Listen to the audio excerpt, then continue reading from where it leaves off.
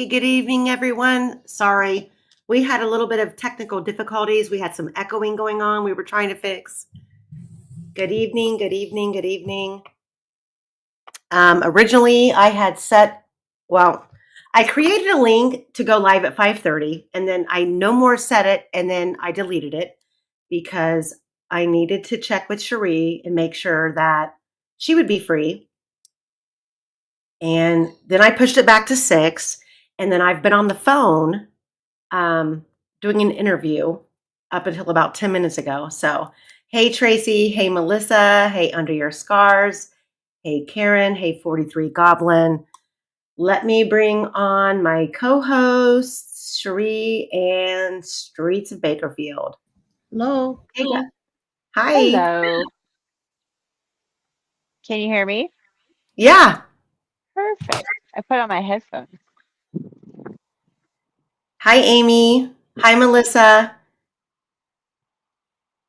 How are you, Cherie? I'm doing very well. How about you? I'm good. It's been a long day. I've been on the phone all day taking notes. I'm probably going to have to go to the store tomorrow and probably buy like 4 more notebooks, which is not a I bad was on thing. I was on Amazon and I saw notebooks and I was thinking of you. Yeah. Notebooks, Post-its, I do it all. It's all old school over here because I feel like, well, when I was in college, my English professors taught me that when you write things with your hand, you retain more. And then you write it, you underline, you highlight, and then you type it. So you have all of these extra reasons to retain information. So that's what I do. Let me see. So who's ready for some Ashley Garth tonight? Because that's why we're here. I'm Yes. ready. Yeah. You also think better. Yeah. I believe that. So last week, real quick, guys, before we jump into the case, for all of you who are here, please go out and like and subscribe, share the video. We have, I don't know, about 40 people watching. So say hello in the chat. Hello, everybody. So last week we ended off with some of the interviews that Garrett Kurtz did with Open Secrets. And for those of you who know that we also cover Delphi on this channel, there's a whole lot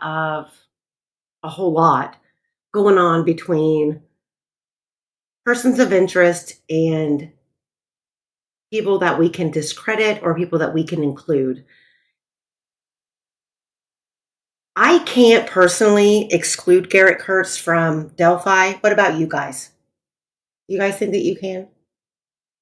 I can't. I still hear his voice, the guys. When Criminality played it, I first thing with the enhanced DB version, the first time I heard it, I was like, that's Garrett Kurt. Mm-hmm. Me too. Hey, Shibby. Hey, Elizabeth. So last week we ended off with some of the interviews by Garrett Kurtz, and I have some that I'm going to play tonight. And depending on how tonight goes and how late everybody wants to go, I want to go over what we're going to do tonight is we're going to go over the timeline of the March 18th of 2019 to March 28th of 2019. And for those of you who are not familiar with those dates, just know that March 14th, Garrett was pulled over in Ray Hanish's vehicle, arrested with Nicole Bowen. Kyle Stout was in the car. He was let go on foot. There were methamphetamines, there were syringes, there were scales in the car. Garrett and Nicole were arrested, and Nicole, once she gets back to the station and she's searched, she basically writes a handwritten statement saying that everything in the car belongs to Garrett. I personally don't think that's like a major deal. Garrett was already out on bond in Carroll County for an F6 strangulation case. He was already out on bond for 2 violations of a restraining order. He's now being pulled over in Ray Hanish's car with no license and drug paraphernalia in the car. So who cares, right? Like, he don't care. Nicole don't care. They get arrested and they bond out that night. Why would you carry your scales with you? I don't understand that. Like, that's like so stupid. I don't know. So they're arrested, and I don't care what Garrett Kurtz says, because I've talked to him about this. He wants me to believe that, oh, no, I bonded out and I came back and got Nicole out. Well, no, not according to Lafayette Police Department. So they were pulled over in Tippecanoe County, and Nicole bonds out first. She bonds out and she goes all the way back to Delphi and gets Talitha Beckley. Her and Talitha Beckley drive out to Yemen, Indiana, which is like a hop, skip, and a jump from Monticello, Monticello is where the compound is, where the Paladinos live. And she trades in her title to her car. And Chris Spencer gives her $250. That $250 she takes back to the Lafayette Police Department, and she bails Garrett out. So by 5 o'clock in the morning, both of them are bailed out.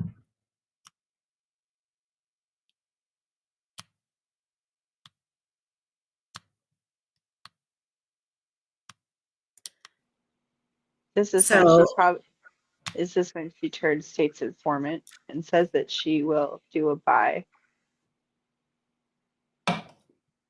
that's what Garrett told Ashley after all of this happened. That's what he tried to say, was that here's the paperwork. She was going to do a controlled buy on me and Jason Palladino because, Garrett always wants to put himself on a higher level of, a caliber of importance, and he's not. But I He's don't, not I, even I don't, I don't really he's believe that. I think that might be what in his contorted brain he might have thought, but I think in all actuality, Nicole simply said, the meth is his, the syringes are his, the scale is his. And I personally believe in the back of my mind that Garrett's going, I just killed someone and she's aware. yeah. So if she's going to convey to the Lafayette Police Department that everything in the car belongs to me, she's going to end up telling on me. And the phone call that I just had kind of reiterates just that. That Who'd you talk to? I can't say. All I can say is that so Ray Hanish, Type it in the according chat. to Private Ray chat. Hanish, according to the autopsy, died on March 13th, the very beginning of March. At some point in February, according to the information that I have, Garrett and Nicole Bowen were staying and sleeping over at Ray Hanish's apartment weeks prior to Ray Hanish's death. And that's pretty much all the information that I have. Weeks prior. Mm-hmm.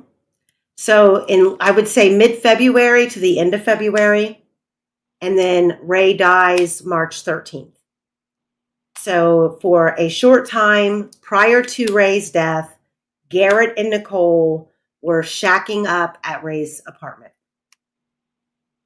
Hey, Kathy. So, like I have always said, this wasn't just about meth. It wasn't about getting pulled over and there being drugs in the car. This was about being pulled over in a dead man's car. And they were pulled over on the 14th. However, no one knew that the owner of the car was deceased until the 17th. Now, I did not play, I just want to confirm, I didn't play Jeff Sneath's interview last week, right? I don't think so. I played Josh's. Yeah. Okay. Which I should have done that in reverse.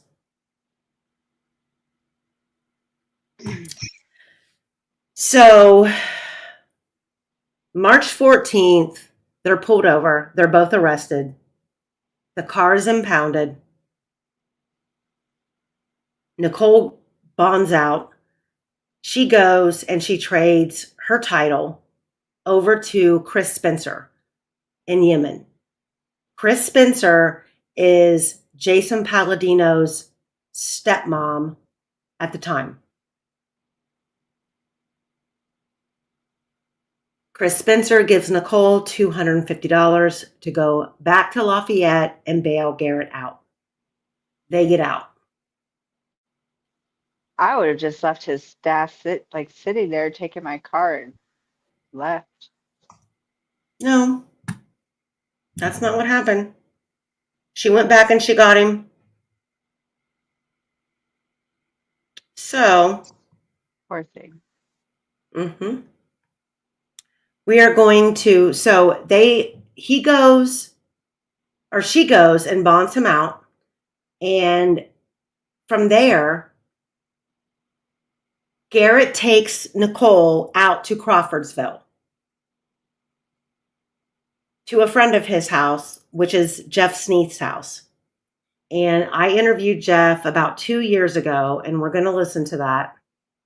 And the first part of the interview is Jeff talking about when Garrett came out there with Nicole and what transpired, why they were out there. Hold on a second, let me find it.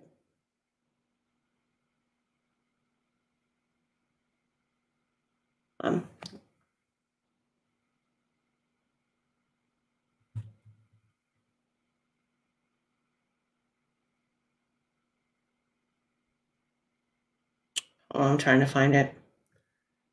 I should have pulled it in before we started. It's all good.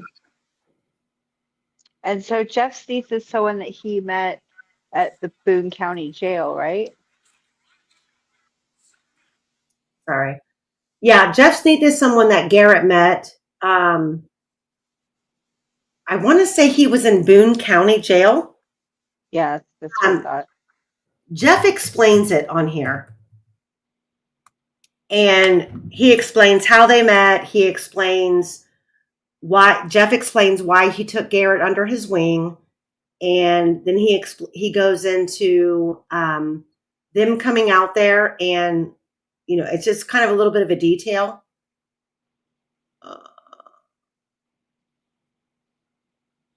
The girlfriend was in here in the chat the other day.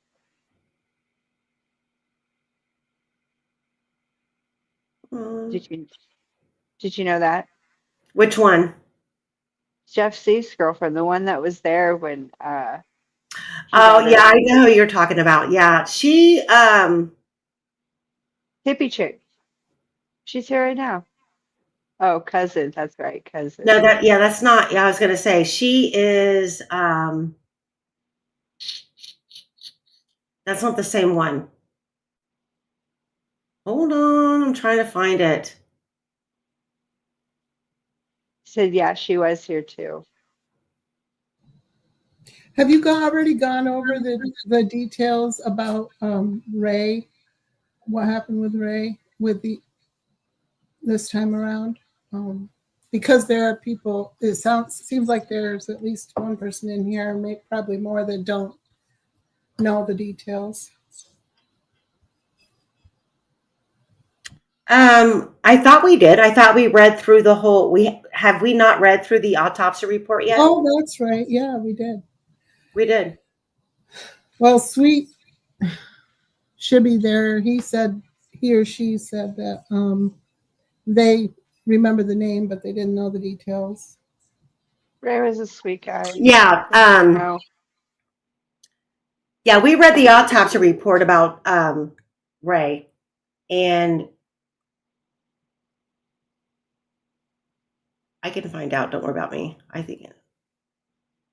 I'll get the link. Ray's family's very active in these chats. One of his sisters, Shar, is a doll. She's around. I love her. Ray's mother is adorable. He comes from a really cute little family. Mm-hmm. Hey, gosh, it. I have the interview right here, so I'm going to start the interview. This is the interview with Jeff Sneath, and this is around March 18th when Garrett and Nicole were arrested, and obviously Nicole's not here to state what happened, but this is kind of like every single time that Garrett's in trouble, he runs out to Crawfordsville. So Jeff Sneath was a friend of Garrett's that Garrett met in jail. Jeff explains it. And the first half of this interview is Jeff talking about Garrett bringing Nicole out there the weekend of the 18th. And then I'm going to stop it because the second half of this interview is weeks later when Garrett shows back up out there with Ashley. So,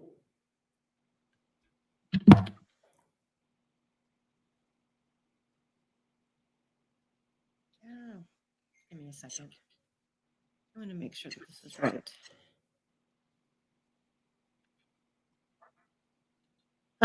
The settings on this damn microphone. Sorry. Okay, go ahead. What are we going ahead with?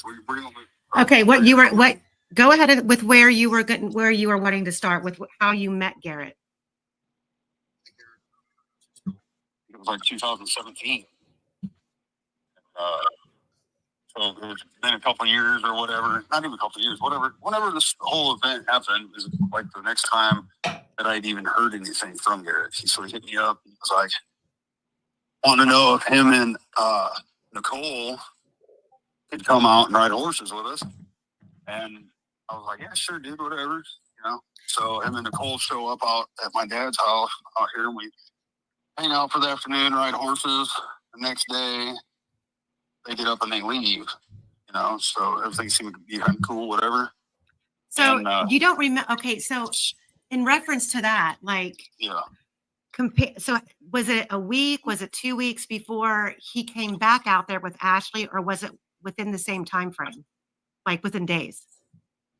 I'd say it was probably, because all that time runs together for me, So it's just like it'd be a safe bet to be like it was a week or so later, week and a half later, something like that.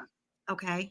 I think, like I told you before, I'm not really going to be all that useful for you on dates, and I could just tell you the events that happened, So okay. Were they? Do you know what kind of car they were in? I think I asked you that before. When Nicole and Garrett showed up, they was in some little gray foreign car. I didn't pay too much attention to it, but was it like a Scion? Yeah, it could have been. It was like a little 2-door gray car. Okay. I remember the front bumper was missing on it.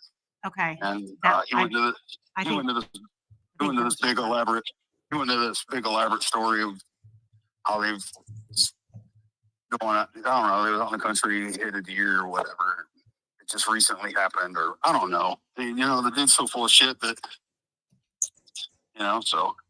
But anyhow, so when I meet Nicole, you know, they leave. What were they like with each other while they were there? What was she like? I don't know, it's just kind of weird because she was like, hey, do you care if I sit in your truck? And I was like, yeah, I don't care. You know what I mean? So she was in the truck, and Garrett and I was in the barn, and we was getting horses saddled up, and we was, you know, getting ready to go for a ride. And then he was asking her if she wanted to go. Well, she didn't want to go with us on the horses, so she just hung out there at the truck, you know, that was pulled up by the barn. So, like, I didn't even think nothing about it, you know what I mean? Right. So, they seemed to get along. So Garrett and I went riding for about an hour, maybe an hour and a half, something like that. Uh-huh. We got back to the barn, unsaddled the horses. They hung out the rest of the evening. The next day, you know, when daylight broke, they were like, all right, well, we're leaving now. Hey, thanks for having us. So they leave, and then I would say, you know, whatever, we can have 2 weeks at the most.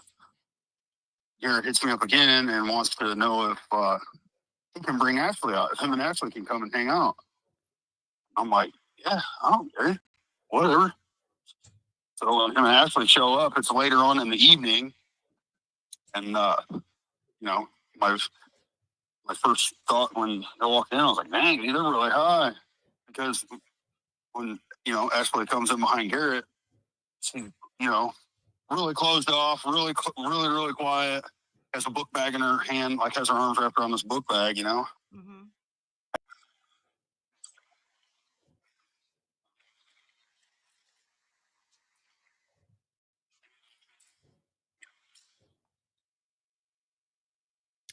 So the rest of that we're going to save until later.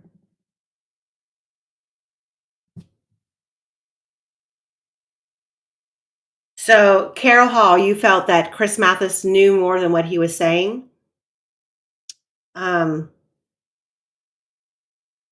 I feel like Chris Mathis wanted everyone to think that he had more information than he really did. That's just my personal opinion. So, when we go back through, let's go back. Kind of like where we left off. So we go here.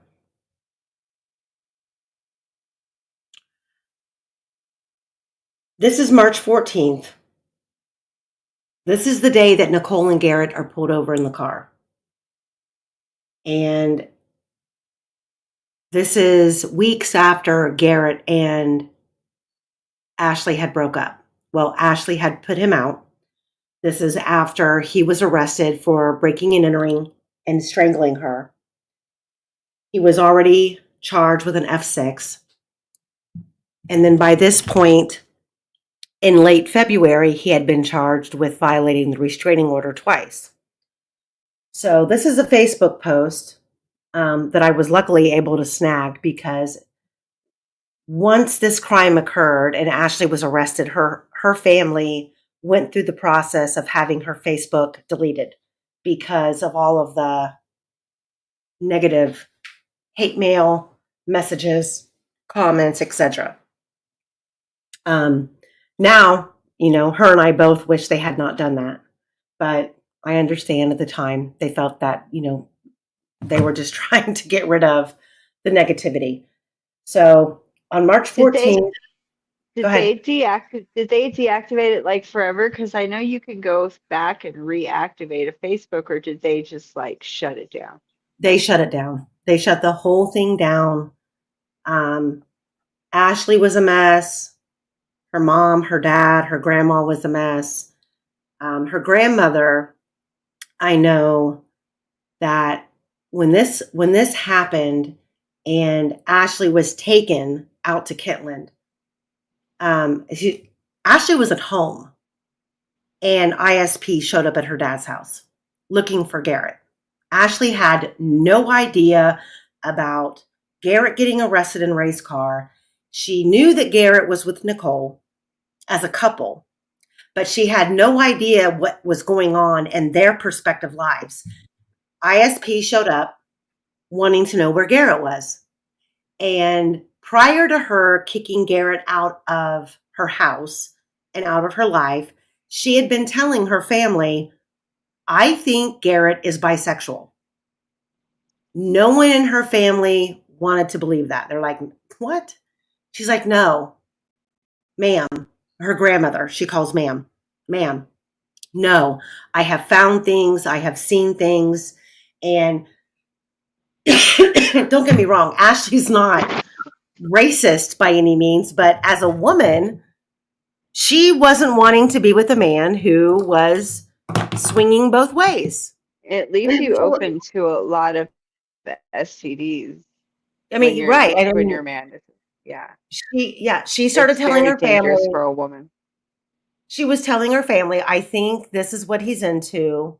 I can't prove it, but I'm just done. I'm done. So at the same time, Garrett had already started seeing Nicole, and they had went over to Jason Palladino's house and started to stay. So on March 14th, this is the same day, the morning that Garrett and Nicole were pulled over in Ray's car. They were pulled over at like 8 p.m. So this text on the left-hand side is from 11 a.m. from Ashley. You got to know your worth, even if it gets a little lonely sometimes. Sounds like a chick who is by herself, holding her ground, saying, you know, you got to know your worth.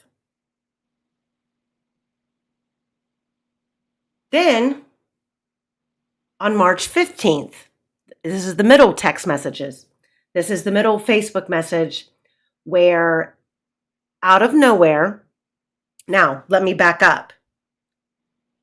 On January 20th, when Garrett broke into Ashley's house and strangled her, duct taped her, tied her up, hogtied, laid plastic in her bathroom, and had a hacksaw in there planning to kill her, when he took off from the property, he took Ashley's phone with him. The phone was not set up with service. The phone had to connect to Wi-Fi for any of the apps to work.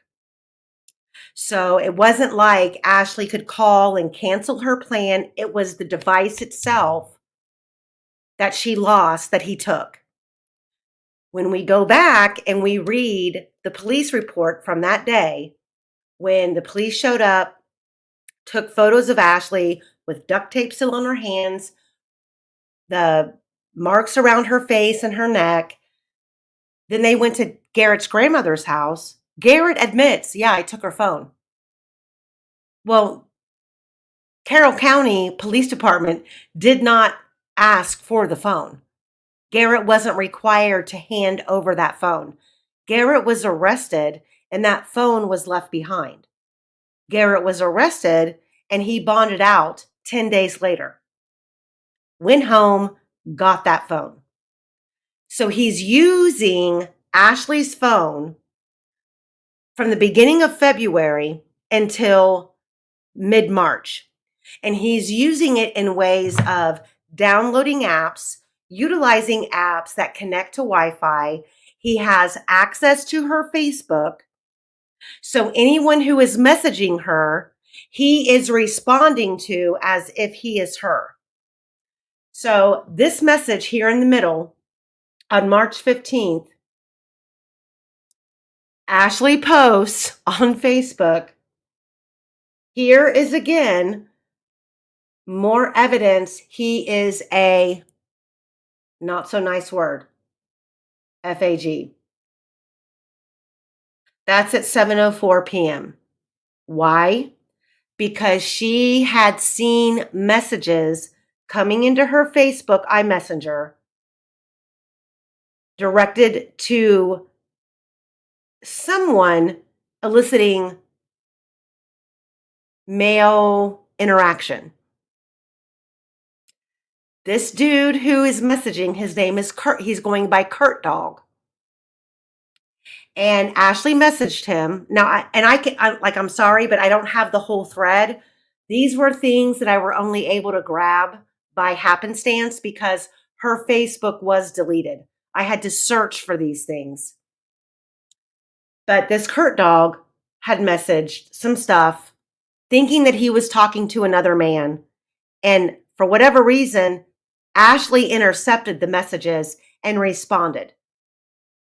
And he comes back and he says, "Was that you on Garrett's phone?"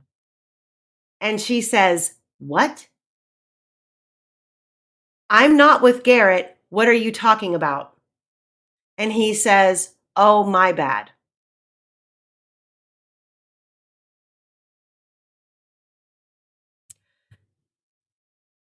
So this is when you go back and this case is so complicated and it comes down to credibility.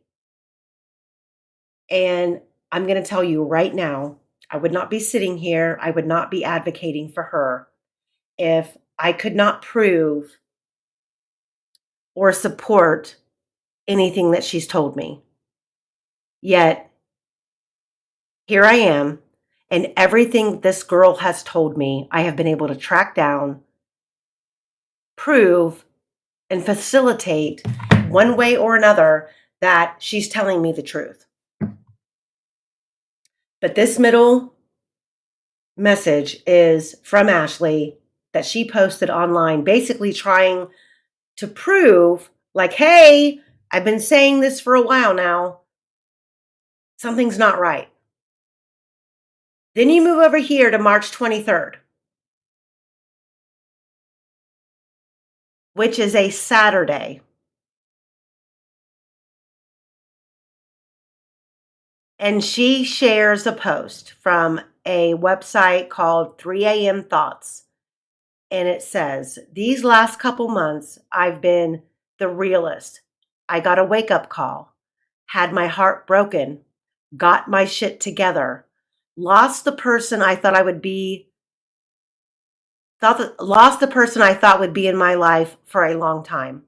Went from being friends with everybody to keeping my circle small and staying low key. I've learned that nobody is really down for you like you'd think." That was on Saturday, March 23rd. On Monday, March 25th, ISP shows up at her dad's house looking for Garrett. They not only show up at her dad's house, they also show up at Nicole Bowen's mother's house looking for Nicole. Why? Because Garrett and Nicole were arrested in Ray Hanish's vehicle on March 14th. The car was impounded on the 14th. Ray's body was found on March 17th. So you give the police department a couple of days to get their shit together and for them to put 2 and 2 together, and they realize, oh my God, we have these people in this dead man's car the day after the coroner is claiming that he died.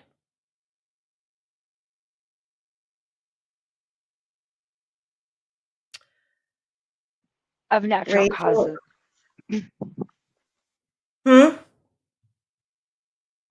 At that time, they were listing the cause of death as natural causes.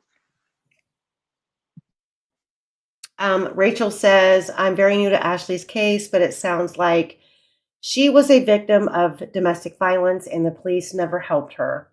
She then was dragged into a horrible situation against her will." That is very spot on. And the details of this case are just that. But when you don't have the money and you don't have a defense attorney who is willing to go the extra mile for you, and you do not know the ins and outs of the law, you're screwed. And that's what happened to Ashley. She got screwed big time.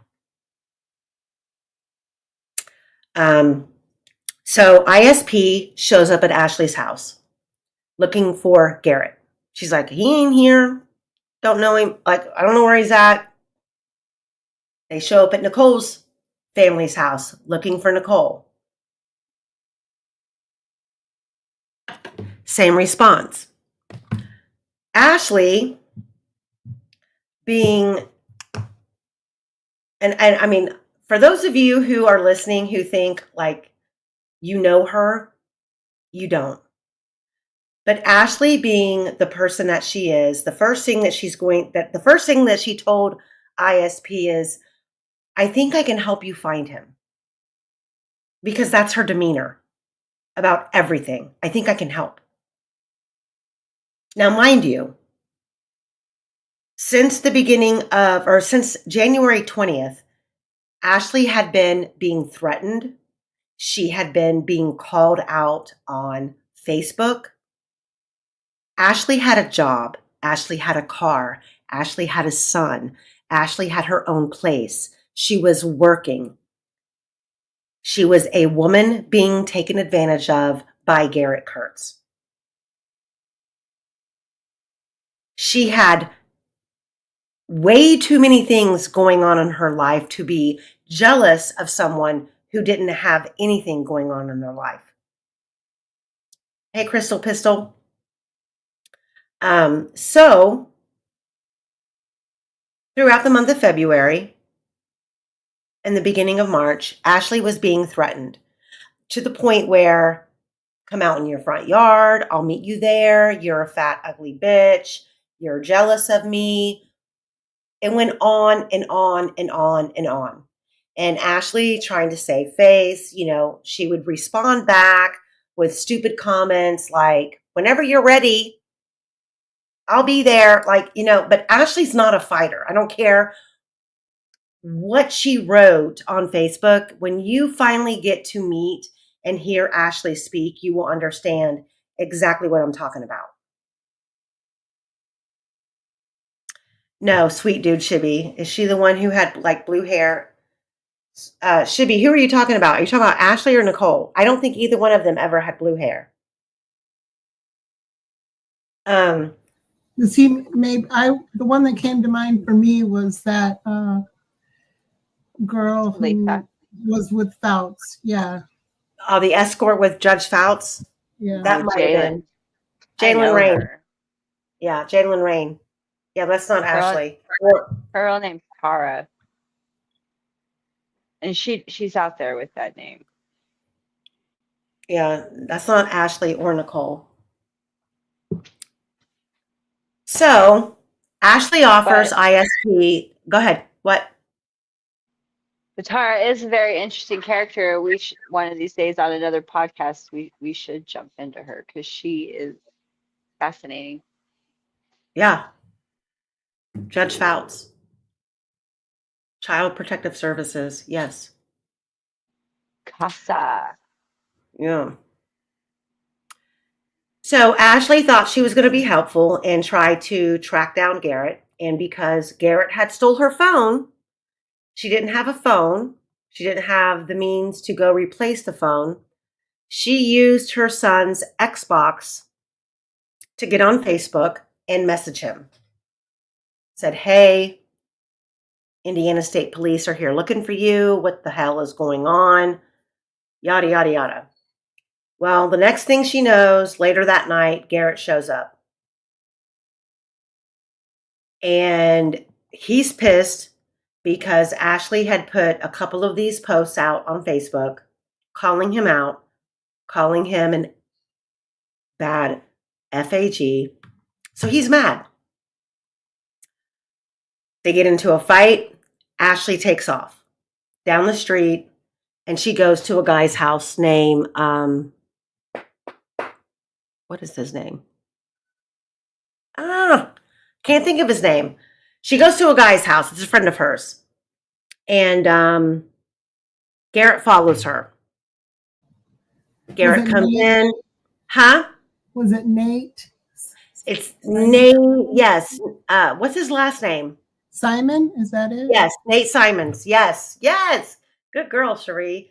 Yes, Ashley runs to Nate Simon's house, which is down the street, and Garrett chases her. He comes in, and Ashley said that when Garrett busted in, everybody in the house basically left the room because people were afraid of Garrett.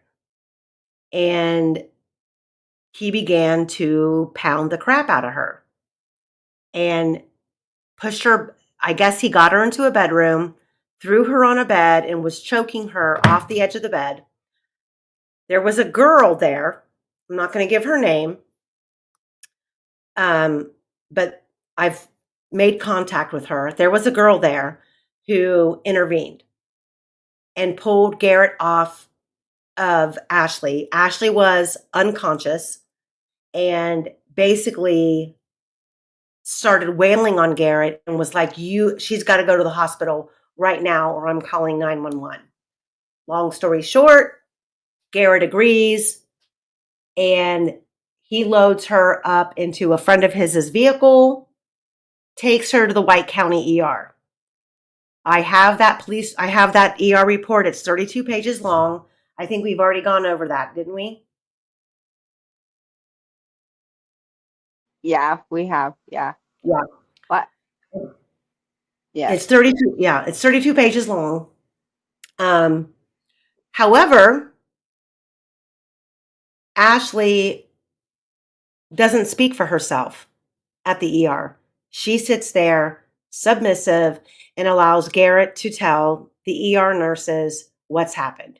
And he claims to them that she was at 10 o'clock at night in an ATV accident. Yet she had marks on her throat. She had a contusion to her chest. And they didn't question it. And Ashley was just sitting there letting Garrett lie because she was afraid. Like, who's going to come and save her at this point? She's put him in jail. She's filed charges. He strangled her unconscious. He's violated the restraining order twice. The police just came to her house looking for him. And he was able to show up and do this all over again. There's no retribution for her. And I think that's the honest to God's truth, how she saw it.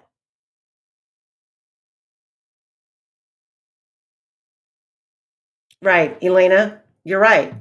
And that's what this girl that I've spoken to, she has told me, I don't even, because when I came in contact with her, Ashley didn't even know who she was. This girl came forward and said, I was there that night. I saw him do this to her. She was freaking unconscious. And if it wasn't for me, he wouldn't have stopped, number one. Number two, he wouldn't have taken her to the hospital. She said, I threw a fit to get that boy to take her to the hospital, or he thought I was going to turn him in.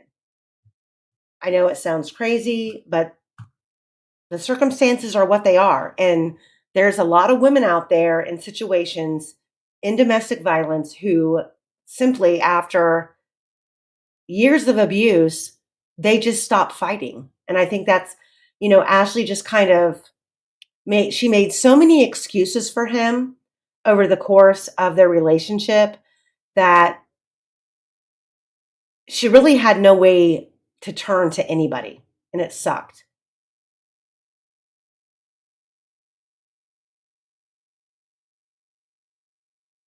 Yeah, Rebecca Ann, there were men there. There were several men there. And Ashley said Ashley has told me that at this house, this was not the first time that Garrett had basically openly pummeled her. And because Garrett acted so psycho and so crazy, nobody would ever step in and challenge him. And Chris, if you're still in this chat, can you vouch for that on Garrett's behavior and how he used to portray himself and people used to act like they were afraid of him? Or is Ashley making that all up? So there's somebody in the chat who knew Garrett back then. Hopefully he's still here. Chris Crut, there he is. He said, yes, ma'am. You know, when people act like they're off the chain and they don't care about consequences and they're not afraid to beat the crap out of a woman in front of people. I mean, I've never, all I can say is this. I've never been in that position. I've watched my sister be in that position, but I never saw my brother-in-law hit her, but I saw her behavior. And her behavior to me was unreal. Like, she would come for Christmas and she would come for Thanksgiving with her boys. And this man would sit in a chair in the front formal living room. He wouldn't come in and get a plate of food. He wouldn't come in and watch his sons open their Christmas gifts. And she would act like she was on pins and needles and said, well, we have to leave by 9:00. I'm like, what? Why do you have to leave? Well, Derek's waiting. Like, fuck him. That was my response. Fuck him. What do you mean? He has to leave. Why is he even here? Like, he didn't even have to come. If he's not going to participate in this family gathering, why is he even here? And my sister would be like, Amy, stop. Just stop. I'm here. Enjoy it. Then I got to go. And I mean, I would look at her and go, girl, you weren't freaking raised like this.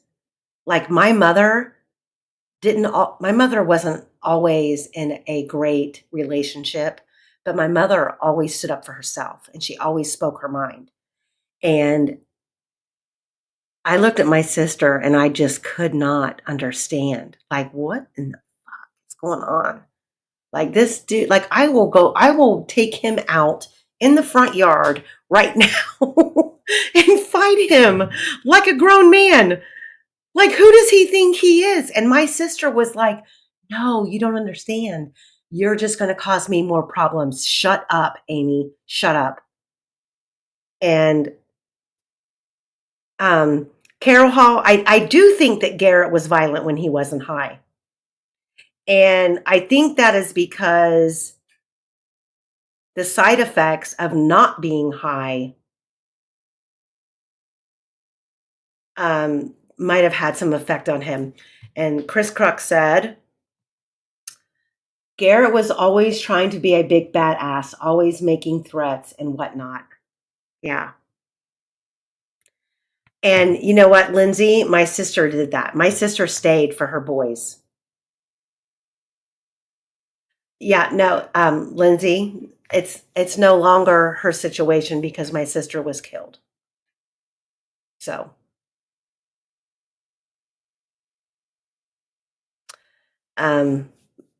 my brother-in-law made sure that she wasn't able to walk away. So I think maybe that's why I'm so pulled to Ashley's case, because her death sentence is her prison life sentence, to be honest. And I felt like I didn't do enough with my sister, but my sister wasn't willing to share. She wasn't willing to allow us to help her. It was almost like she was putting herself on this desolate island and wouldn't allow us to reach her. And to me, it was a no-brainer. Like, I'm going to show up. You're going to pack up your shit. You're going to bring everything you own to my house. And my sister would not do it. It was just unfathomable to her. And then my mom, same thing. My mom would go out there and sit in her kitchen for hours trying to talk her into reality. And there were a couple of times that Derek came home and he literally put a gun to my mom's head. And it I don't understand it because I'm not built that way. And I never would have thought that my sister growing up under the same roof as me was built that way. She was hard headed. She was the rebel of the three of us. You couldn't tell her shit. But when she got with Derek, something changed. And it she became a nobody. She became that submissive wife who stood back, let the husband speak for her, let the husband tell her what their kids could not do, could not wear, could not play, bedtime, where you're going to work, what you do with your money. Everything under the sun is what he dictated to her. And my sister was like, well, he loves me. Oh my God. No, he doesn't. So it happens. And I wish to God in Ashley's case, her defense attorney would have brought in a domestic violence counselor. And being a woman, because Ashley's defense attorney was a woman, could have really advocated for Ashley in a way of, she was abused, and you add the drugs into that, and you add the physical abuse and the mental abuse and the emotional abuse and the threats. I mean, none of that was done for her.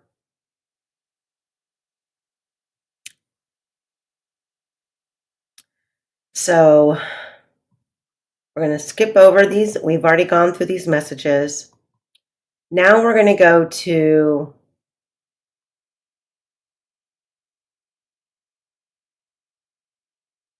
the map. Yeah, a broken spirit, Shibby, you're right. So after Ashley is released from the White County ER,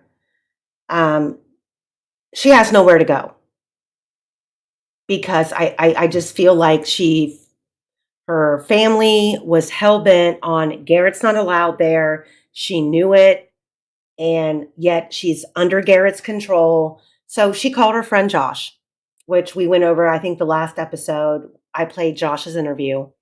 Josh was Ashley's friend, who was fully aware of the boyfriend of Ashley's that he thought was out of the picture, because technically he was.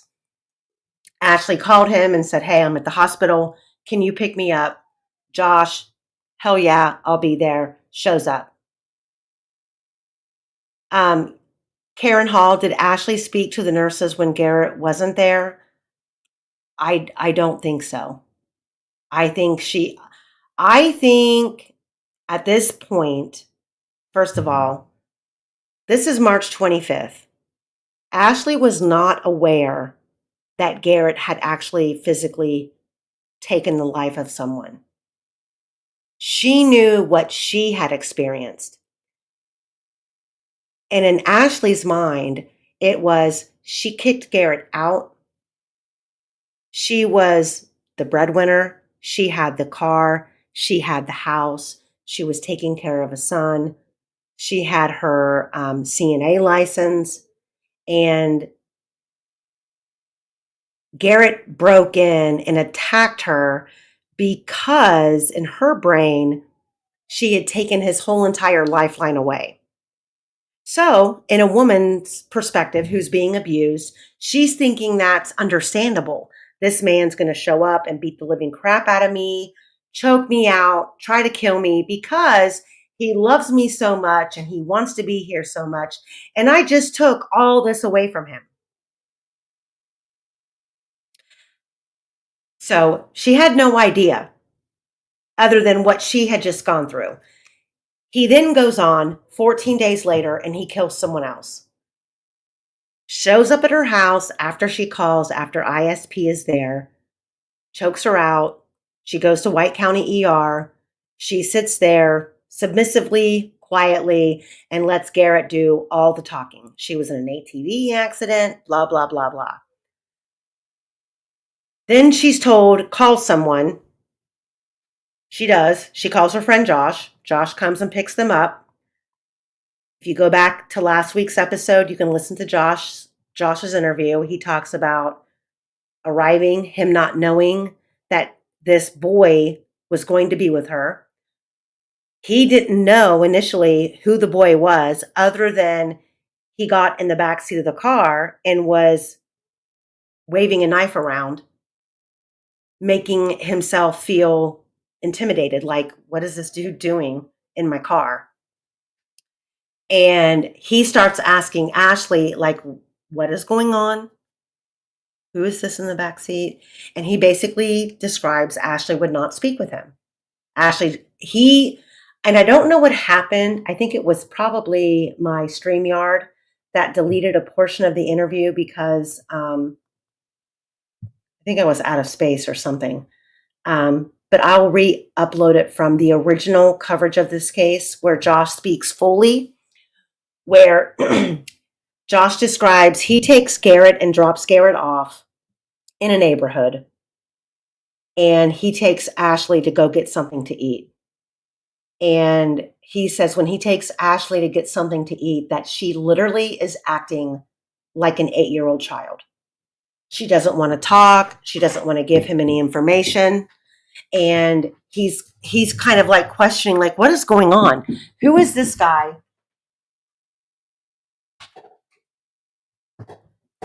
Who is this guy and what's happening? And Ashley really doesn't want to tell him. So they get done eating. He puts Ashley back in the car. They go back wherever it is that Garrett wants to be picked up at. And Garrett is basically telling the both of them, I'm not allowed to be at my grandma's house. I can't be at my mom's. No one in my family will let us stay at their house. So get out, Ashley. Come on. We're going to go. We're going to get out. We're going to walk. And Josh is like, absolutely not. I'm not leaving her on the street. And he's looking at Ashley going, girl, what are you doing? And she's not saying anything. She's like, I don't know what's going on. So Josh takes them to a hotel. And he tells the manager at the hotel, hey, I'm booking this room on my credit card for her. He's going to be with her. But if something happens tonight and the police need to be called, please call me. I need to know what's going on. So that's what Josh did. They stayed. He was never called. The police weren't called. And the next day, Garrett takes Ashley out to Jasmine Parker's house in Kitland, which is about an hour and a half from Delphi.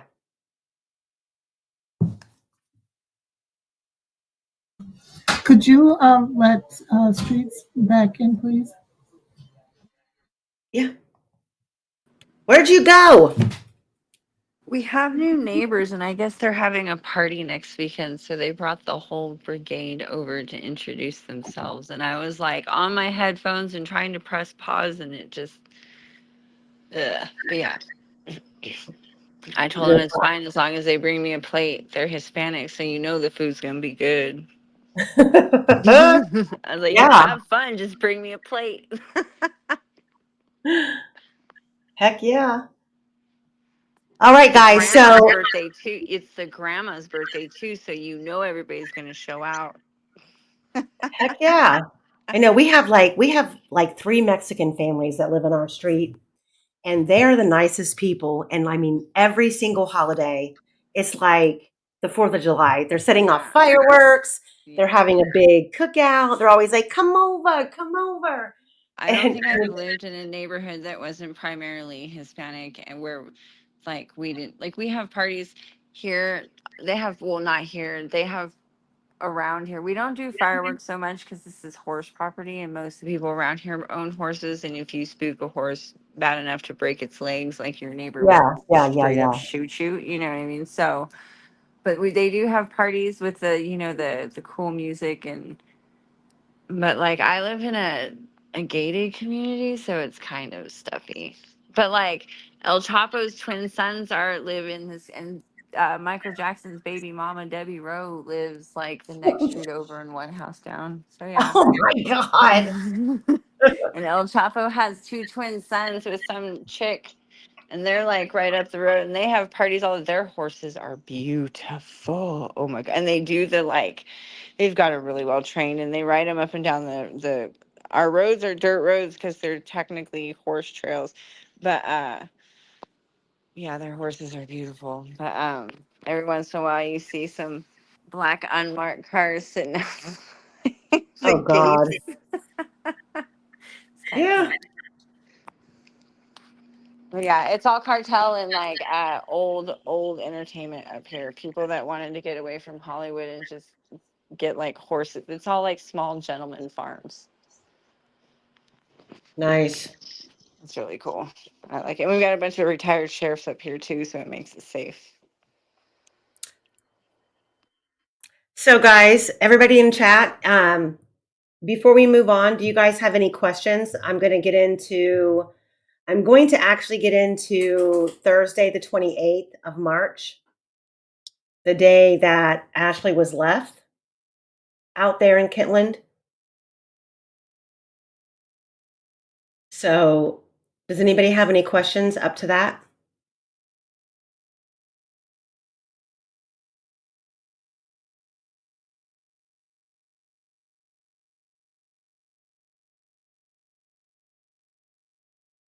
I'm going to give it a second.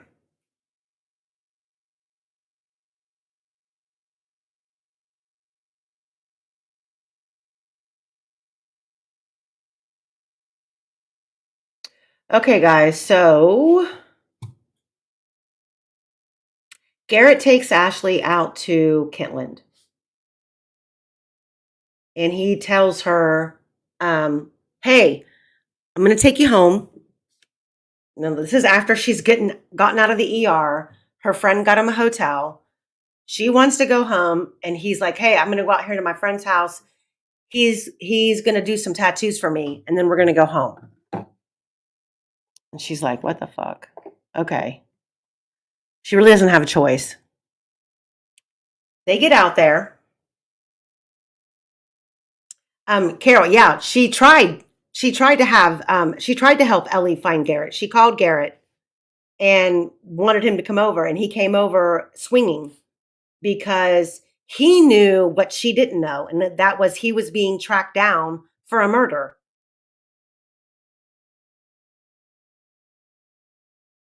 So he takes her out to Jasmine's trailer. She'd never met Jasmine before. She had never met Chris Mathis before. Now, Chris Mathis and Jasmine Parker had been a couple. Chris Mathis wants everyone to believe that they were just roommates. No, when we get into Jasmine Parker's interrogation video, you're going to find out they were an intimate couple. So Garrett takes Ashley out there. This is on a Wednesday night, dark time, to go out there because his friend Chris is going to give him some tattoos. Ashley says they get out there and Chris is there and Chris can't find the attachments for his tattoo gun. So Garrett and Chris begin to search the trailer upside and down for these attachments for this tattoo gun. Do you ever feel? I'm sorry, I know you have your present, but do you ever feel like there's another reason why they like showed up at Jasmine Parker's, or do you feel that that's like the legitimate reason? I feel like there's a reason why Jasmine Parker and Chris Mathis were brought into all this, and I don't think it was a tattoo.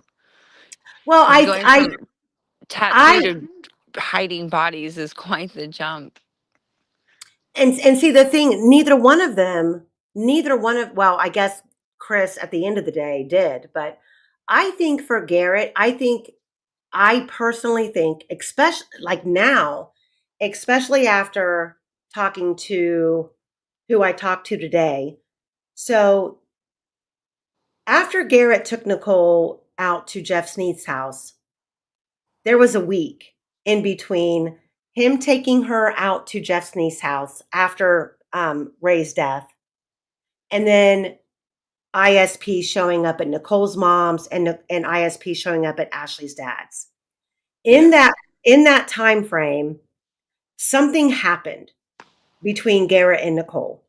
And I don't know if it was Garrett finding out that Nicole had basically rolled on him in the Lafayette jail, saying all the drugs, the scale, the syringe were all Garrett's, or something else.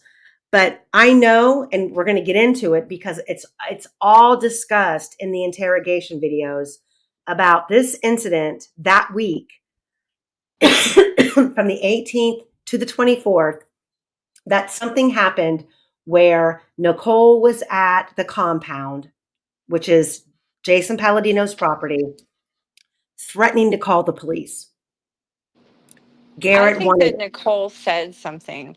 I think that like she said something that crossed the line and made all of those tweakers freak the fuck out because she was dope sick, and if she couldn't find her car keys so that she couldn't get to whoever she needed to get to her dope, she was starting to get frantic and sweaty and sick. And I'm sure she says something. She was probably screaming and yelling.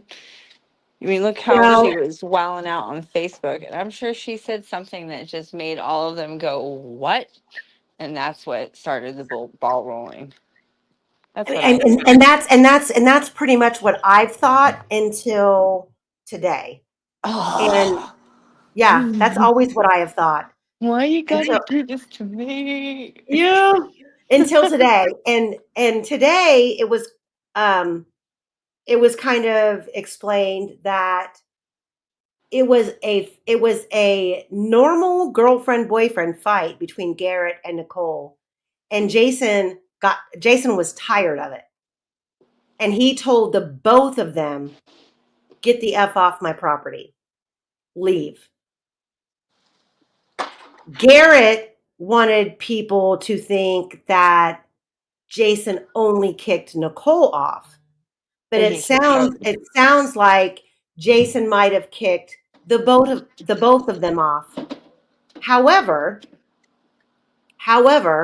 there are things down the road that point to Jason being involved in all of this.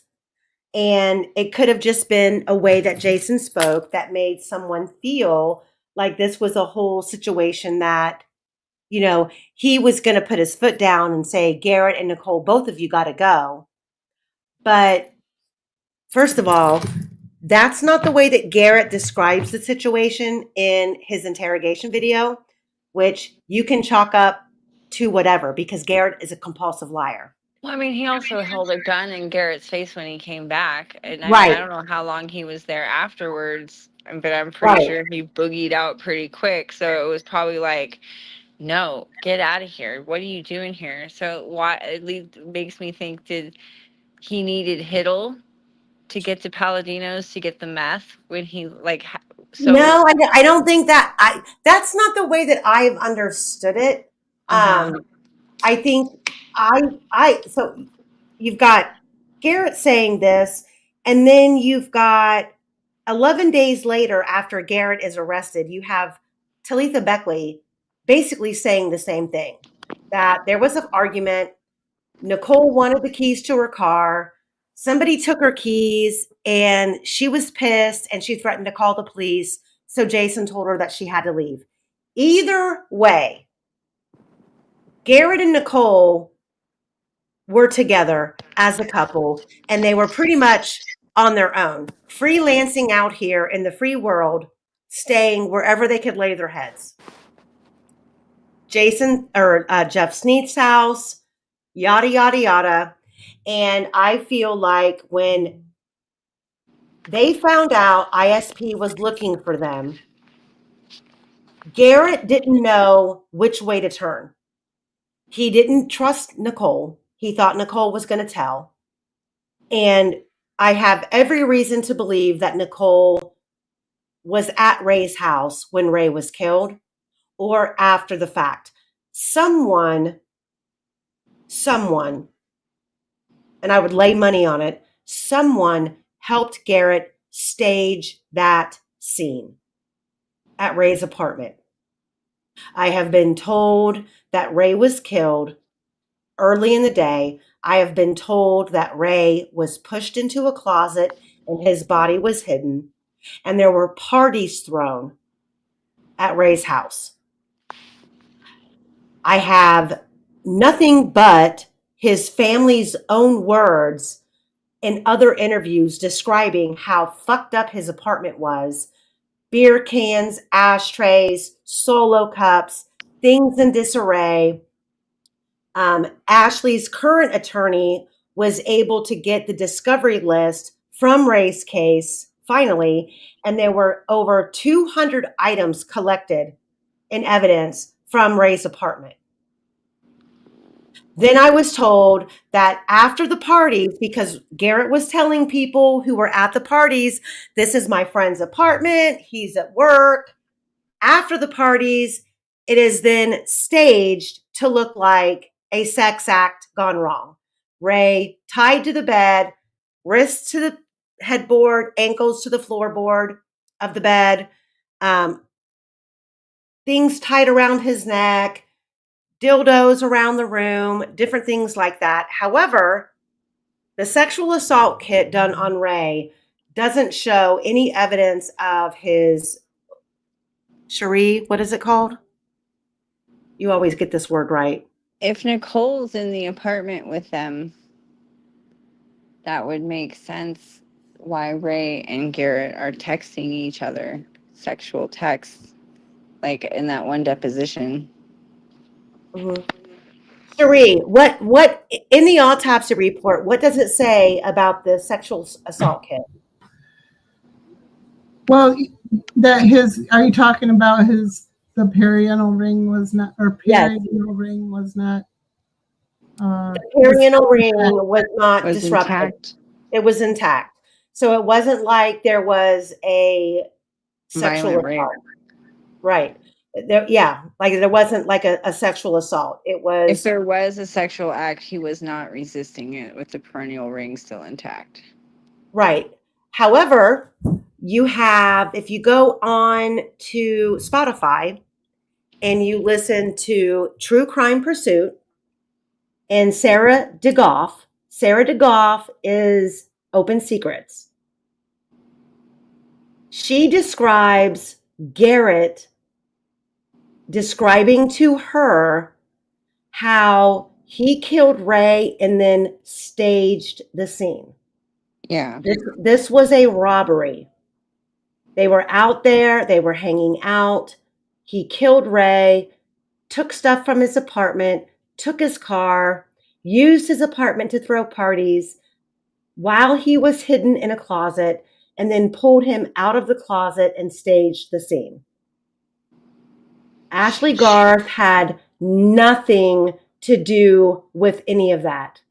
However, she was drug into it because Garrett had stolen her phone back in January. And when he left there and got pulled over with Nicole in Ray's car, he had left that cell phone in Ray's apartment. And that cell phone technically belonged to Ashley Garth. I will say that was what got me in the because I obviously followed this case before you and I knew each other, and I thought Ashley was guilty, and I started to change my mind a little bit just because as a woman I know how you can just I thought she should have probably gone to prison the same as the rest of them, but not Garrett. But her cell phone being in Ray Hanish's house was one of the things that convinced me that her and Garrett had something to do with that. Mm-hmm. And I know it did everybody else too. Yeah, I mean, there's no doubt that's pretty damning. But when you listen to Ashley and she says, when he broke in my house in January and he left on foot running, he took my phone. Okay, well, she can say that all she wants.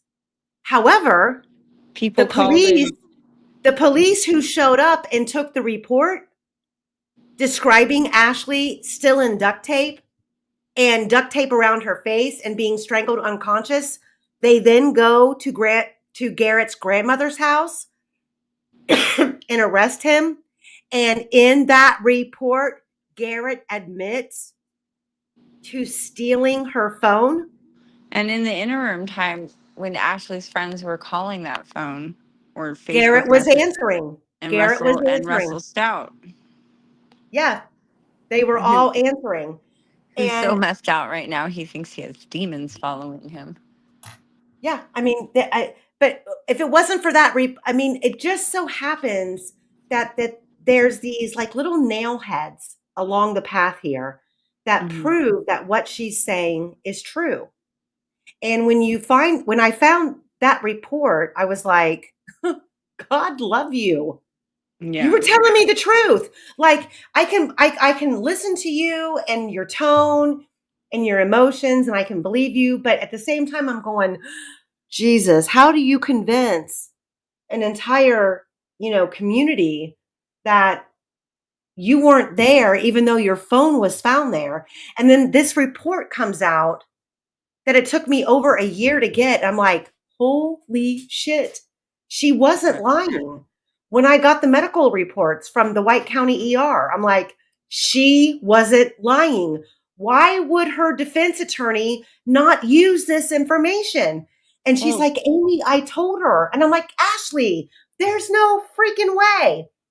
the So then, family that Nicole Bowen's body was, put on that hunting shack, that mhm. family is like one of the biggest, like I'm not going to say their name or anything, but they are huge in Newton County. And I'm sure that they are the part of the reason why Ashley's judge did not accept her plea deal.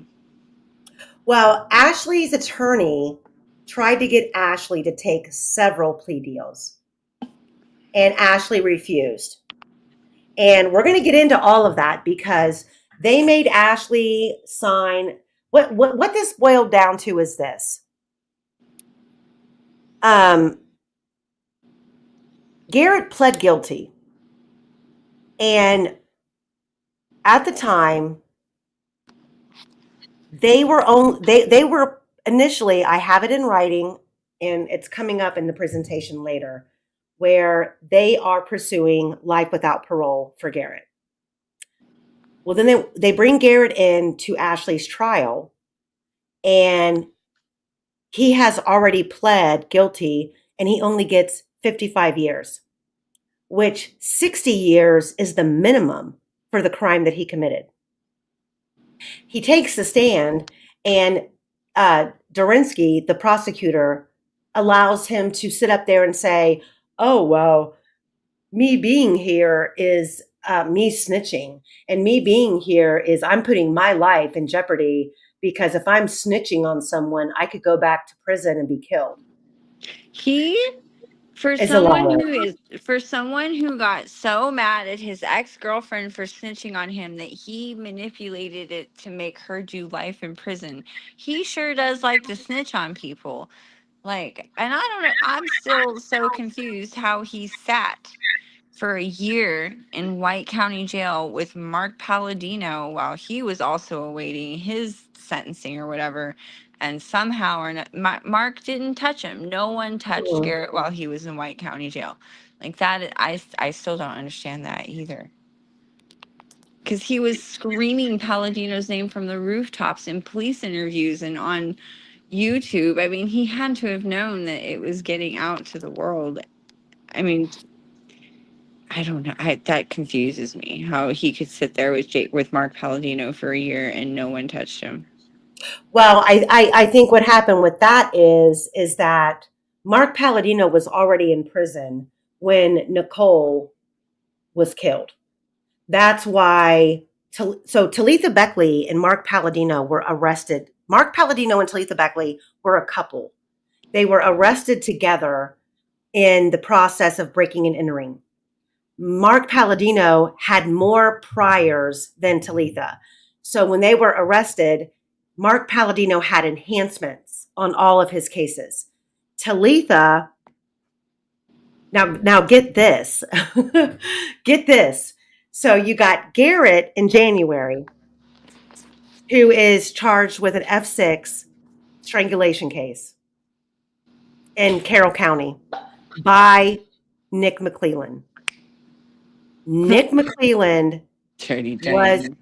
Nick McClelland was a big time defense attorney for all the shitholes in Carroll County before he became a prosecutor, starting with the Paladinos.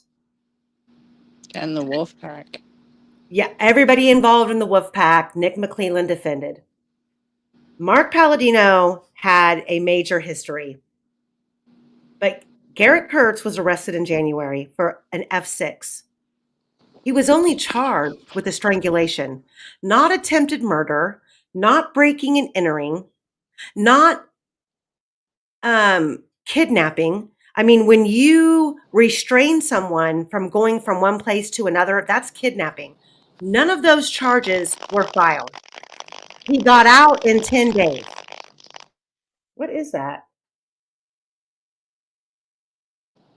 It's He got out in Mike. Sorry, my boyfriend turned up. he got out in 10 days. 14 days later, he killed someone. No one knew about that. In between getting out for the F6 and in between him killing someone, he violated his restraining order twice and was let out each time the same day.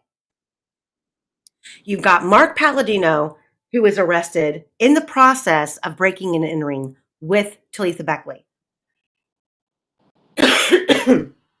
They're both let out on bond.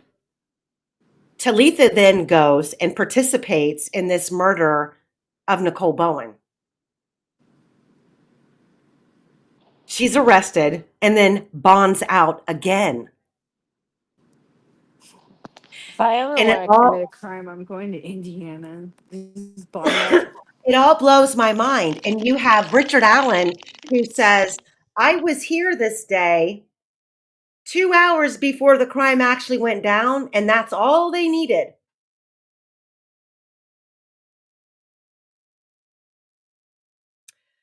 So, anywho, The thing with Ashley's case is that there's so many co-defendants and there's so many drugs involved, and you've got Garrett telling so many different stories. You really, I mean, you don't know which way is up. And when you're a prosecutor, you don't know. It makes it almost impossible. I mean, I'm not sticking up for the dude. He's a fucking scumbag, but I mean, it had to make it more difficult with all the co-defendants and the drugs and the timelines and Nicole's criminal record. It just had to make it very difficult for him. I mean, he's a scumbag, but he probably had a difficult time with this case for sure. And well, then and throw in Ray Hanish, like it probably was a nightmare for him. well, Ray Hanish was on White County. Nicole's death was on Newton County, and the two of those two counties really weren't working in correlation with each other because Robert Guy was the prosecutor in White County who allowed Ray Hanish's family to believe that he died of natural causes for 6 months. When they found him tied to a bed, restrained, and with ligatures around his neck, they allowed his family to believe that he died of natural causes. Now, in Nicole's case, what it really boiled down to was shoddy detective work. They've got don't get me wrong, Nicole is 1,000,000% a victim in this case. But you have a woman who she has a very bad record. She is a drug addict, found dead out in the middle of a field in a shipping container. They're looking for someone. That shipping container was there for like 20 years. And as soon as the murder happened, like a year later, they took it out. It's not there anymore. Well, I looked on She was Google not. Earth. It's been there for a long time. She was left there, and I think that, you know, you've got somebody who is. You've got somebody. What is that? You've got somebody who is willing to plead guilty, and you've got 5 people in and out of that trailer that day. They want someone to take the blame. Now, I'm telling you, the finger was pointed at Ashley because Ashley told on Garrett. End of story, period. And when you go back to that day, let's start with this map. So the top map is Hodges Drive, 60, 67, and 60, 64 Hodges Drive. They are at the same location. One trailer is in front of the other. Garrett drives all the way from Kittlin, Newton County, to Hodges Drive. Ashley wakes up in the morning because you got to remember, they got there the night before. Garrett was supposed to be getting a tattoo. They were looking for all these tattoo tools, couldn't find them. Ashley just got out of the hospital. She's laying on the couch. She fell asleep. She wakes up. Garrett's there. Jasmine's there. Chris Mathis is gone. When she fell asleep, Chris Mathis was there because he was supposed to be doing tattoos. But when she woke up, Chris Mathis was gone. Garrett was there. Jasmine was there. And this guy named Mikey Hittle, which is this guy right here. At this trailer. He walked away from this scot-free. Like, He that's did. the thing that He he did. just walked. He parked. He was there. He heard everything. He walked away scot-free, didn't open his mouth, and everyone was okay with it. Well, he did open his mouth, but when he little. opened his mouth, it was tainted. So when Ashley woke up that Convict morning code. around 9 o'clock in the morning, Garrett's there, Jasmine's there, and this dude right here, Mikey Hittle, is there. Mikey Hittle grew up with Jasmine Parker. They were friends. Mikey Hittle had never met Garrett or Ashley. Jasmine had called him over, and I don't have it pulled in here tonight, but I can pull it in at some point. I have a whole recorded interview with him where he explains that Jasmine texted him and said, "Hey, I have someone over here who needs a ride to go get some stuff." So Mikey comes over to Jasmine's.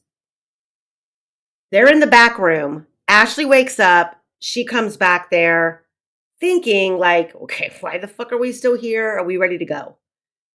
Garrett's telling Ashley in front of Mikey, okay, we're going to go to Delphi and I'm going to get them some meth. They want more meth and I'm going to bring it back. And Ashley starts arguing with him. Okay, well, can you drop me off at my grandma's, ma'am's? I want to go home.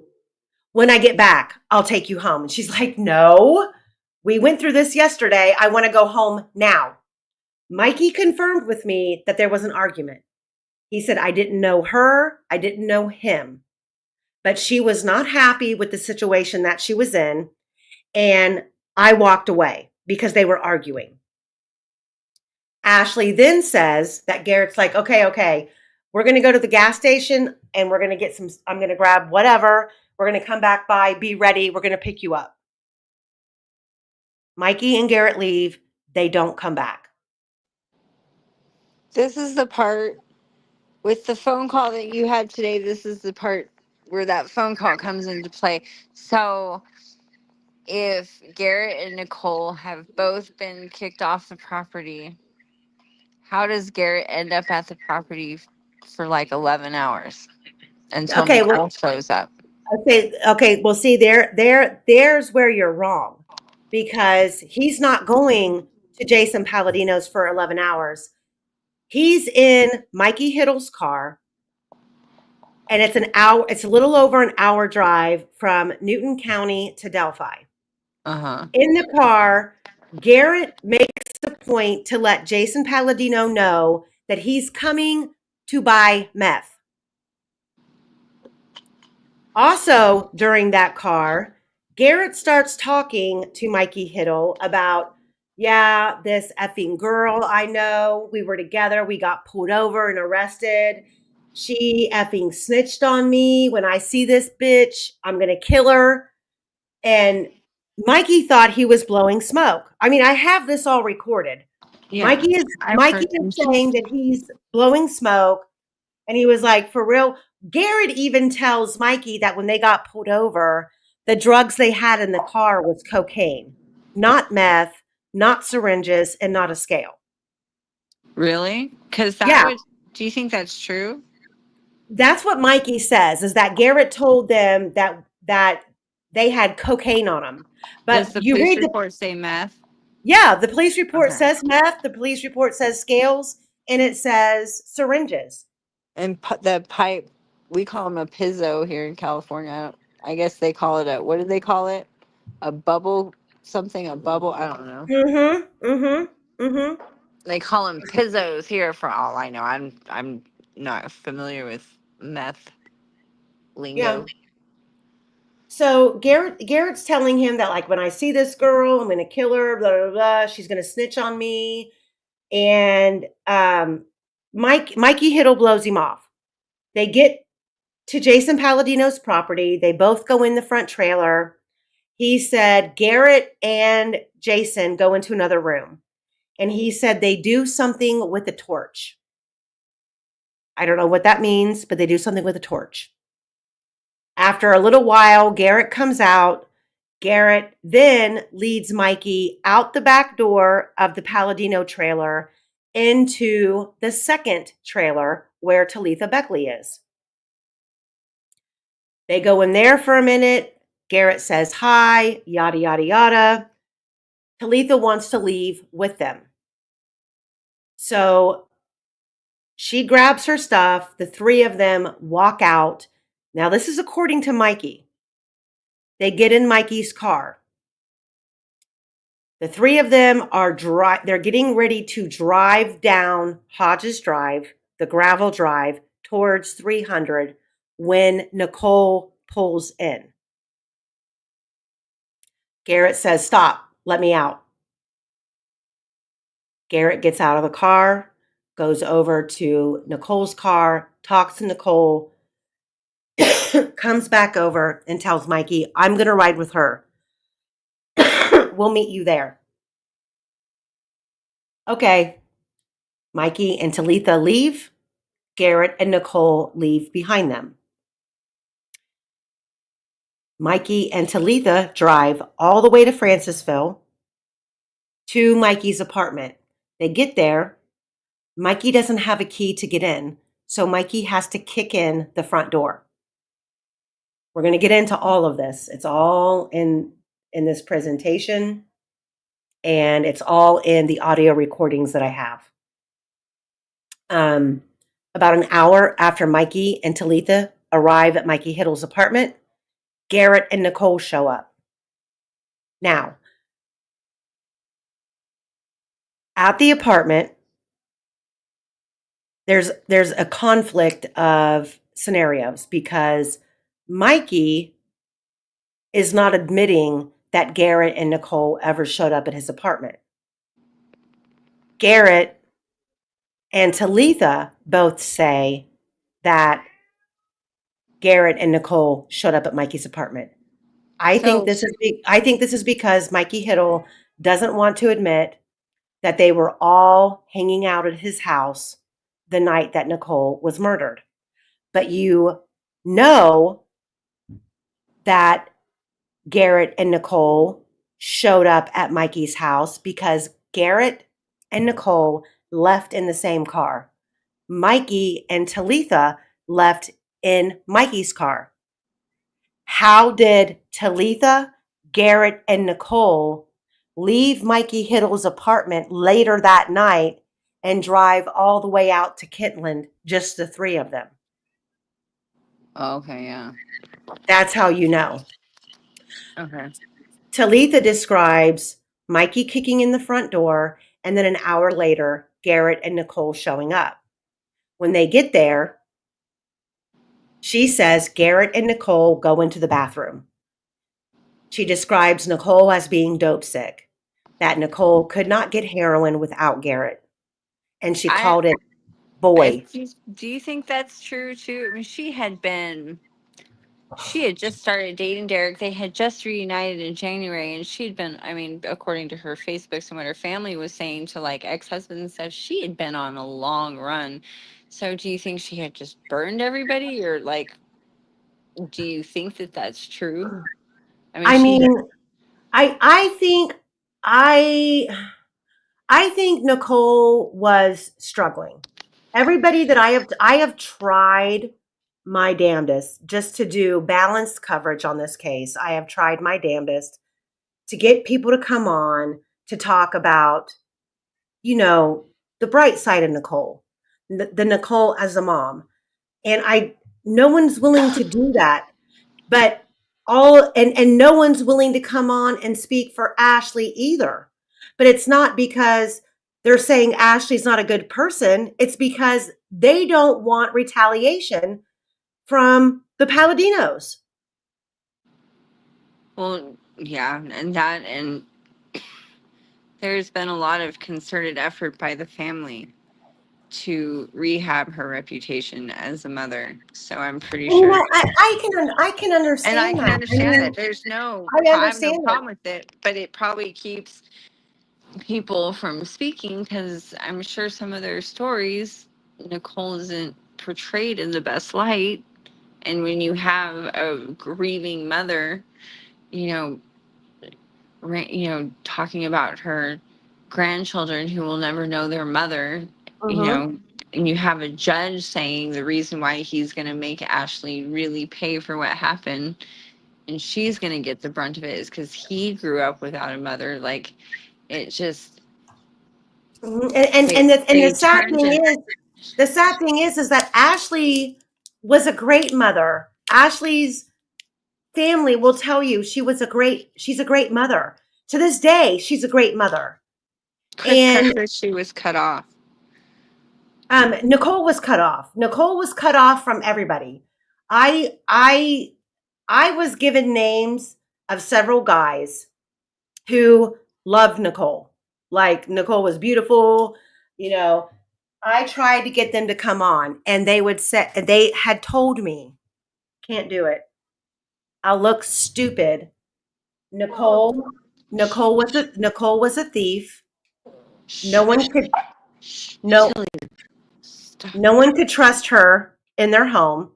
She was a couch surfer and it never lasted long because she would steal from people because she had a habit. And you know, the thing is that we're down to this whole case comes down to credibility. When you don't have defense attorneys willing to go the extra mile and you don't have money to pay for a defense that you really should be entitled to because the state has unlimited resources. And this case screams ineffective assistance of counsel.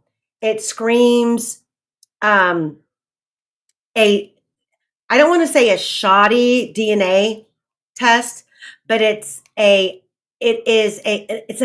analysis.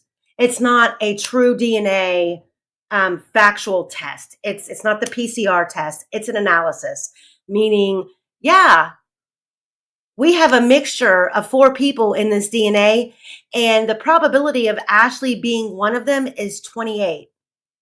Not 2,800, not 28,000, not 28 million, 28. And all of these items that if Ashley had been involved in the actual physical murder of Nicole Bowen, her DNA should be in all of these other places that it's not, where Garrett Kurtz's DNA is at the level of a trillion. I'm not a DNA specialist. I'm not, I've had Dr. Silkman on here who's broke this down for me. And I'm trying to do the fairest coverage that I can do. And I can't walk away and leave Ashley hanging because I truly feel she's innocent. I feel she was put in a situation that she didn't see coming.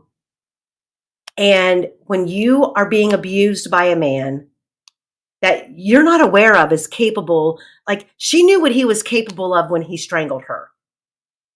But in her fucked up brain, it's what he was capable of doing to her because he loved her so much.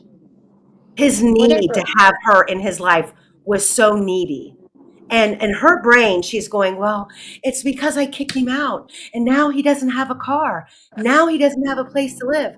I'm the only one who's making money. I'm the one working. He's lost his mind because I'm kicking him to the curb. That in her I brain is used to what she's think thinking. I used to think that I deserved to when I was in an abusive marriage. I used to think that I deserve it because I talked back and fought back. You know, because I mean, I'm a strong woman, and so I would blame it on like I made him so like I'm just such a bitch that I made him so mad that he had to hit me. You know what I mean? He didn't have a choice, and Mm-hmm. then I fought back, and he had to hit me back. You know, so you convinced yourself that you made it happen. Mm-hmm. And Jay, and you know what, Jay, when you said I would have walked the F away when he was gone, she did. She did. She actually up and moved. She packed up her shit from her house. The house that she was living in belonged to her stepdad and her mother, and she was paying them rent. And after Garrett broke in, not once, but then violated the restraining order twice after that, she packed up and moved back home. After uprooting her whole entire life and had been in Florida for a year to go through rehab and get her shit together. Ashley is not a stupid girl. She knows I'm fucking up. She knows when she started doing meth and she thought, okay, this is beyond my control. I need help. She reached out for help. She called her family. I need help. I can't do this. I can't fight this by myself. I need to get the hell out of here. Whatever legal obligations Ashley had in this case, she has fulfilled. She's I fulfilled mean, a million yeah, times a million over. times. I mean, And she didn't go to the police right away, and she walked in lying, and for that, you know, she's paid. She's paid dearly, and like that's time served, like modified sentence for sure. mhm. And she's and I mean she's really God. I mean, if I could just like Ashley is so ugh, by the book. And that I mean that I know that sounds crazy, but she's so by the book. I've tried to get her to come on. I'm like, just come on and talk about the abuse. Just come on and talk about the relationship. And she's like, no, I will get in trouble for conduct because we have to have permission for me to give an interview.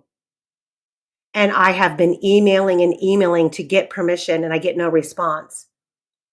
And I'm she is terrified of making a move left or right after what she's been through. And when I put combative things in front of her, like, okay, when I was communicating with Garrett and he would tell me things and, not trying to give her a safe place. I would, confront her with what he would tell me. I would say, hey, how can you explain this? She breaks down crying like, oh my fucking God. Why am I still being monopolized by this fucking punk ass kid that I tried to get away from for forever? And he's still lying. It's because he hates her fucking guts because she told on him. She told. That's the letter that I read in part 1. At the very end of the podcast, I said, let me read this letter that she turned over to her attorney. Ashley's thinking that she's doing all the right things. Every time he writes me, I'm going to hand it to my attorney. Every time I'm told something, I'm going to give it to my attorney. And her attorney was blowing it off. Her attorney said, at this point in time, I have it in writing in an email from her attorney. At this point in time, no one believes Garrett Kurtz's lies. They're fed up with him. Okay, well, you didn't prove that at the trial. You didn't put the boy on the spot and confront him about his lies and the conjecture and all of the mistruths that he told. You didn't fight for your client. You didn't even bring her stepdad on the stand and put him up there to say, I was there the day he broke in and he attacked this girl that I helped raise and duct taped her and strangled her unconscious. She didn't even put him on the stand. What she did was she allowed this to roll like duck off a water's back, like water off of a duck's back, to where the prosecutor had a standpoint to say, well, we don't think this domestic violence charge should even come into this trial because after a year and a half of every transport order being terminated and there never being a hearing, the prosecutor in Carroll County, aka Nick McClellan, dismissed the charges. So how can you, with dismissed charges, put Garrett Kurtz on the stand and claim he abused this woman when the charges were dismissed? What? It's in writing. There were photographs taken. Did her attorney? There's hospital emergency room. Well, that's okay. records. The attack was in January. The second hospital visit was March 25th on a Monday, 3 days before Nicole was killed. When ISP showed up looking for Garrett, and Ashley was like, pick me, I'll find him for you.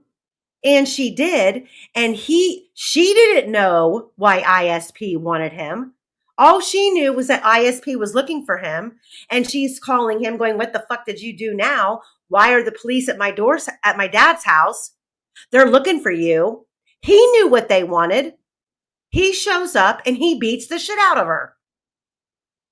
Like, none of this was put in front of the jury at her trial.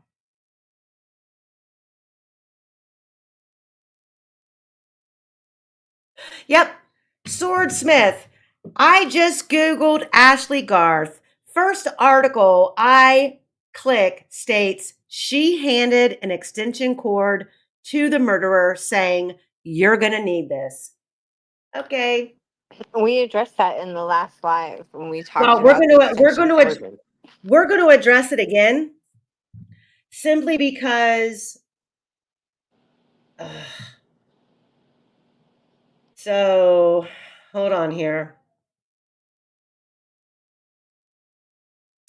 So let's go through this presentation of Mikey HITTLE really quick.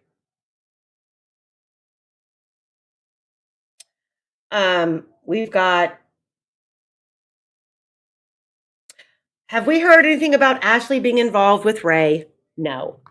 Ashley is not on the witness list for Garrett's grand jury hearing in Ray's case. Why? Because she was not involved. We know Garrett and Nicole were a couple all the way up until March 18th. They dated, they went to Jeff Sneath's house, which we just listened to Jeff Sneath's interview. Garrett posted in February that him and Nicole were going to be, that they were engaged with his grandmother's ring. And the reason that's important, the reason all of that is important, because at Ashley's trial, it was never discussed that Garrett and Nicole were a couple, ever.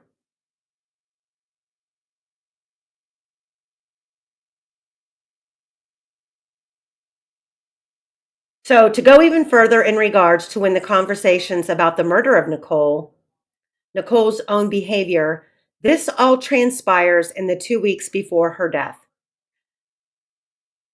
So from the 14th until Nicole's death, there was several things that transpired.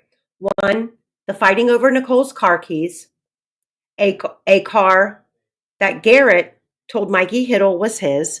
So when Mikey is driving Garrett out to Delphi on March 28th and talking about this girl that he wants to kill for snitching on him, he's also telling Mikey that the car she's driving belongs to him.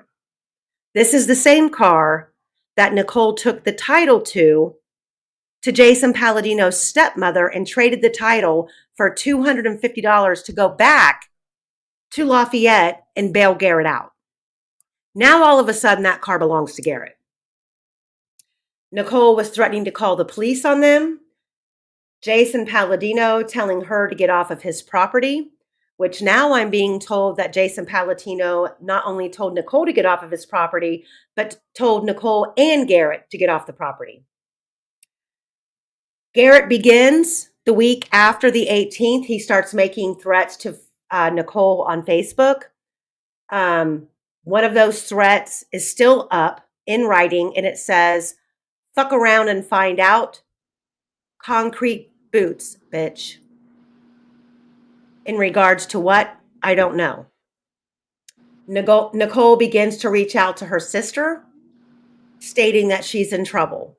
"Do you care if I'm dead or alive? I need help." No one's really answering her. Nicole reaching out to her aunt, asking for a place to stay.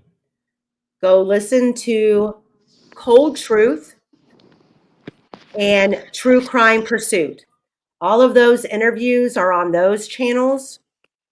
Nicole's family, Nicole's mother, Nicole's sister, Ray's mother, Ray's sister, they're all having these same conversations. Where is Ashley in all of these events? Garrett states in his first interview that he's living off of 600 with his friend in Delphi. Well, where's that? Jason Palladino's house. And he goes back and forth to his mom's. We're going to hear all of this because this is what he's telling Detective Rowe in his interrogation video, that he's living off of 600 with his friend in Delphi, yet he goes back and forth between his friend's house and his mom's house. Out of his own mouth, he's not saying he was living at Ashley's. Ashley is only pulled into these events when law enforcement shows up at her house looking for Garrett. Then Garrett arrives the next day to put her in the ER. That's where Ashley comes in on March 25th. I was just gonna say, Karen Hall said she's lost. She said last she knew Garrett was going to the gas station, but never came back for her. Okay. Sorry, Karen, I didn't mean to go off on a tangent. You're probably right, I did. These were the weeks leading up to Ashley being taken out to Kitland. We had never went through this page by page. So I was going through them really quickly. We're going to get right back to where we were, where Ashley was left in Kitland.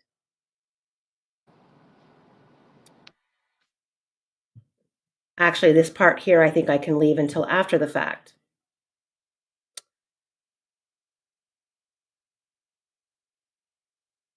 Let me see here what this is.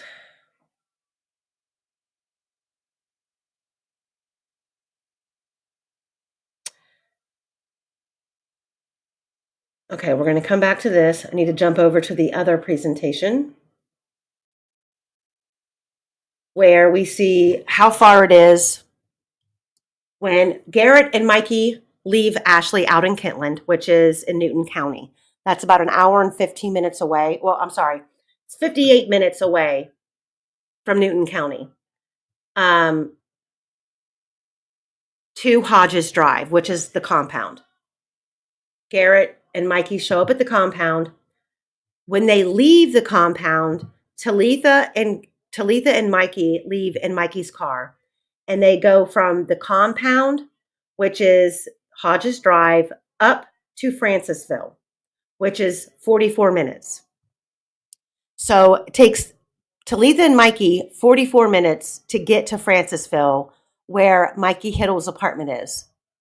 Garrett and Nicole arrive about an hour after that. Where they went, after leaving the compound the same time that Mikey and Talitha left in Mikey's car, I do not know. I do know that Talitha was considered dope sick. She couldn't get heroin without Garrett. When they showed up at Mikey's apartment in Francisville, they had heroin. Talitha describes it, she calls it, they had boy, B-O-Y. That's what she called it. And she said that Garrett and Nicole went into the bathroom for a minute, and then they both cough, which is the end result of when you shoot yourself up with heroin, is a cough. So these right here are text messages while Garrett was in White County waiting his plea deal to come through or negotiating his plea deal in the murder of Ray's case. Ashley's case had already gone to trial. Garrett testified against her, accusing her of helping him, and she was sentenced to 48 years for conspiracy to commit murder and murder. Meaning the conspiracy was she was supposed to be over at Jason Palladino's prior to this day, communicating with Garrett and Jason about Nicole needing to be murdered. That's the conspiracy. However, that conspiracy has never been proven. Jason Palladino was never interviewed. Jason Palladino was named in the probable cause affidavit, but he was never brought into court to testify. Then you have the fact that Garrett and Nicole are living at the Palladino property until they're made to leave, at which point I'm being told they begin to stay at Ray's, or they had been staying at Ray's, then came over to the Palladinos and were staying and were kicked off and went back to Ray's and stayed. I don't know which, but at any rate, there's nobody putting Ashley at the Palladino property. And when I confront Garrett about that, this is what he says. These are the text messages. I can't help you rationalize a decision that you made to reach out to me, nor can I rationalize what happened with Nicole. It's messed up. However, I can tell you that I wasn't sleeping with Ashley at the time. Bump over to the next column. I wasn't sleeping with Ashley at the time when everything was going on with Nicole. The night it happened was the first time I had been around Ashley in about 3 weeks. Then he goes on to argue with me about, excuse me, that not every transport order in the felony 6 case in Delphi was canceled. He claims that he went to court, which he did not. It's all on the MIKEY summary. Then he wants to go on and argue that he wasn't, at the time that Ashley kicked him out of her house, that he was not having an affair with Talitha Beckley. He claims he never said it. He's got the transcripts right in front of him.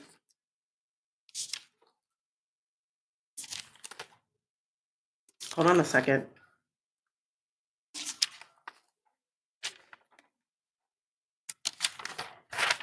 Hold on, I gotta get to my page where I have all my notes.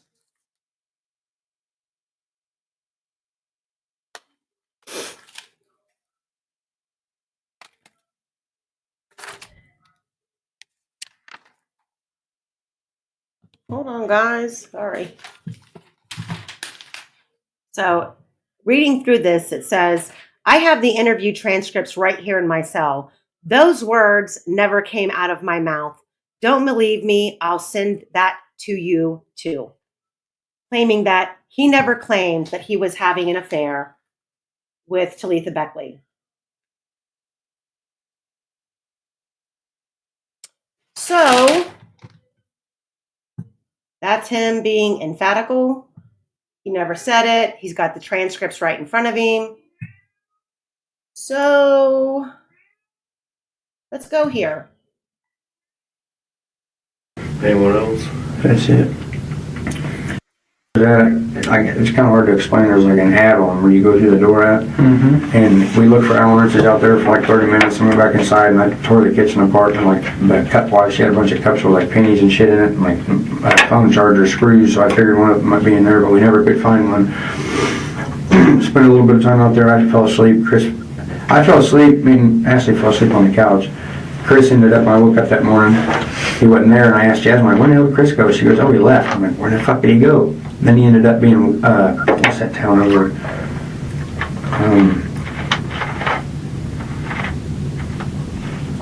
Which way? If you go up the highway, if you're coming from, where the trailer park's at, where the orange cones are, if you get, instead of turning and going off to get to the trailer park, he goes up straight. Brocco. Brooke. He was at his aunt's or something like that, I want to say. And every time I asked him to send me an address, but he never would. He's like, man, this is my family's house. I can't have people over like that. And it kind of, I didn't understand why he would bring me all the way out here and have me stay, but then leave the next morning. And I had to wait for him to get all the way back to his mom's house so I could go over there again and get a hold of him. He has my pants. I already paid him for the tattoo, which was I have a $200 pair of Rock Revival jeans I let him have. And he said he's going to finish my hand, but he never did. I talked to him today, and he said he was down south. Okay. Now, this is coming up, but watch how he sits there and he knows that what he's saying, the cop isn't interested in.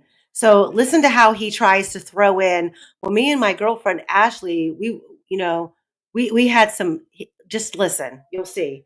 And this is where he claims he was sleeping with Talitha when we just read him claim he never said that.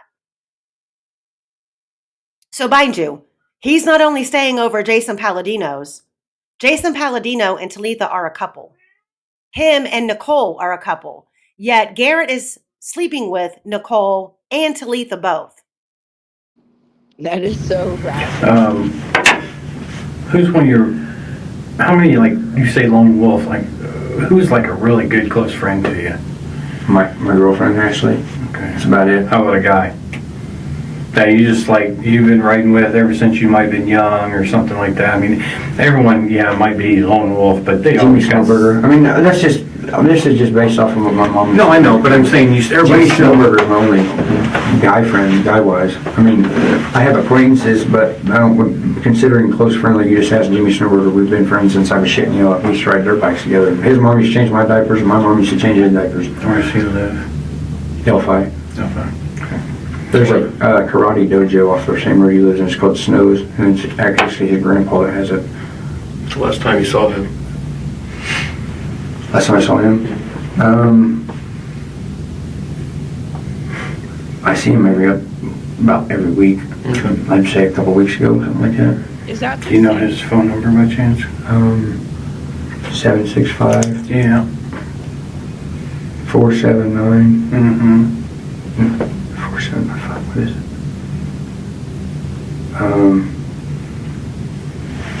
it?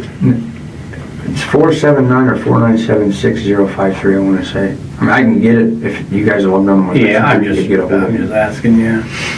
You thought it's 479 or 4976053. No, 7093. That's what. Yeah, 7093. 479 7093. and last name again? Snowberger. Just like snow and then just like hamburger? Berger. And there's a junior and senior. He's a junior. Okay, good enough. Okay, so who all was at Jasmine's trailer that night, on Wednesday night? Me, Ashley, Jasmine, Chris, and the fuck was her name? Jasmine had some girl come over there. She was a lesbian chick. She drove a red Monte Carlo. I want to say Chrissy or something like that. And she took Jasmine to town to get cigarettes, and then came back, and then she left. But she was a lesbian, I knew that. She lived in Francisville or Monon, one of the two. Any other females? Not that I know of. Okay, any other girls with you? No, just Ashley.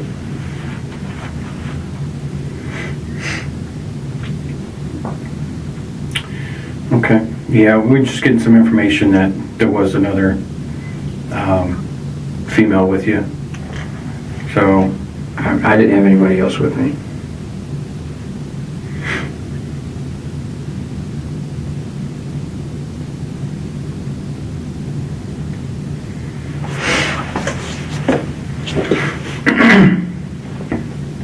How things with me and Ashley have been going pretty good. Like a month ago, me and her got into a huge fight, and I ended up sleeping around on her, and she fucking really hurt her feelings. Who else was involved? You say you slept around. I know you don't really, probably don't want to get into it, but who was the other girl involved? Talitha Beckley. Anyone else? That's it. who's this girl? I'm trying to, who's that girl? Nicole. She used to date my buddy Caleb Belford. I've used to hang out with her. I haven't seen her for a couple of weeks, though. We got arrested in Lafayette together like a month and a half ago. Did you hear that? I haven't seen her for a couple of weeks. I cheated on Ashley with Talitha Beckley. But her and me and Nicole got arrested about a month and a half ago Hey, in is Lafayette. that Snowburger the same one that was in that Delphi new Crime Nation thing? I have Max no idea. Snow? I have no idea. Hey, Toby, you can lurk.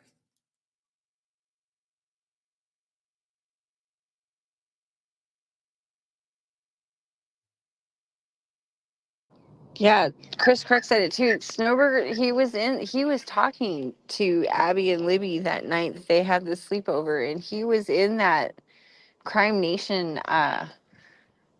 it wasn't a documentary, it was an episode of a canceled show. But yeah, he was in it, and he was in it with his parents. Remember, he was standing there in the dark and the train kept passing behind him? No. Yeah. What's his first name? Max, I think. Max Snowberg. Yes, it was the Hannah Shakespeare documentary. Yes, I remember that. No, this is the Crime Nation one, isn't it? That's the I don't know, the Hannah Shakespeare documentary, and I think the Crime Nation ones are different. Okay. Yeah, no, I don't know if it was the same one, but that's like yet another connection he's trying to bring into it. Mm. Well, That's I good. wrote down those phone numbers. Oh, yeah, Max. me too. Okay, wait a second, Chris Kruk. It's Max Snowburger. Yeah, she talked to him about the train. Yeah, it was the Hannah Shakespeare one. You're right. Okay, my brain. There's so many. Yeah, she's talking to him about the train tracks. Max Snowberger. He was like talking to them the night that they had the sleepover. But there's a lot of Snowburgers there too. Like there was a huge family. Some of them went down to Lebanon and some of them went up to Carroll County. So I mean, there's like a bazillion of them. But I think it was Max Snowberger that he said. Wait a minute.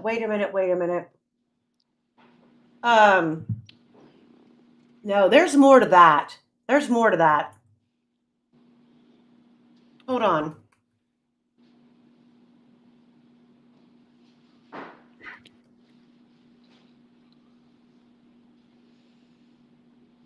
Hold on. Chris says it was 100%. Uh-huh. Hold on. Oh my goodness. Okay. That's yet another. I'm telling you, in that voice, DB Cooper's or DB's voice analysis enhancement that he did, the first thing I said was, "That's Garrett Kurtz." The guy is because he has that that like weird northern drawl. That's like, I don't know.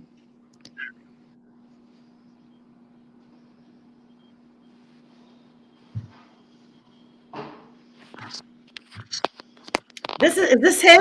Hey Max, how you doing? Good. So Max, No, tell us no. about like how did you know Wait, Libby? maybe. Tell us I about don't know. that. They've all, yeah, School that's friend. him. They've all grown up a lot since then.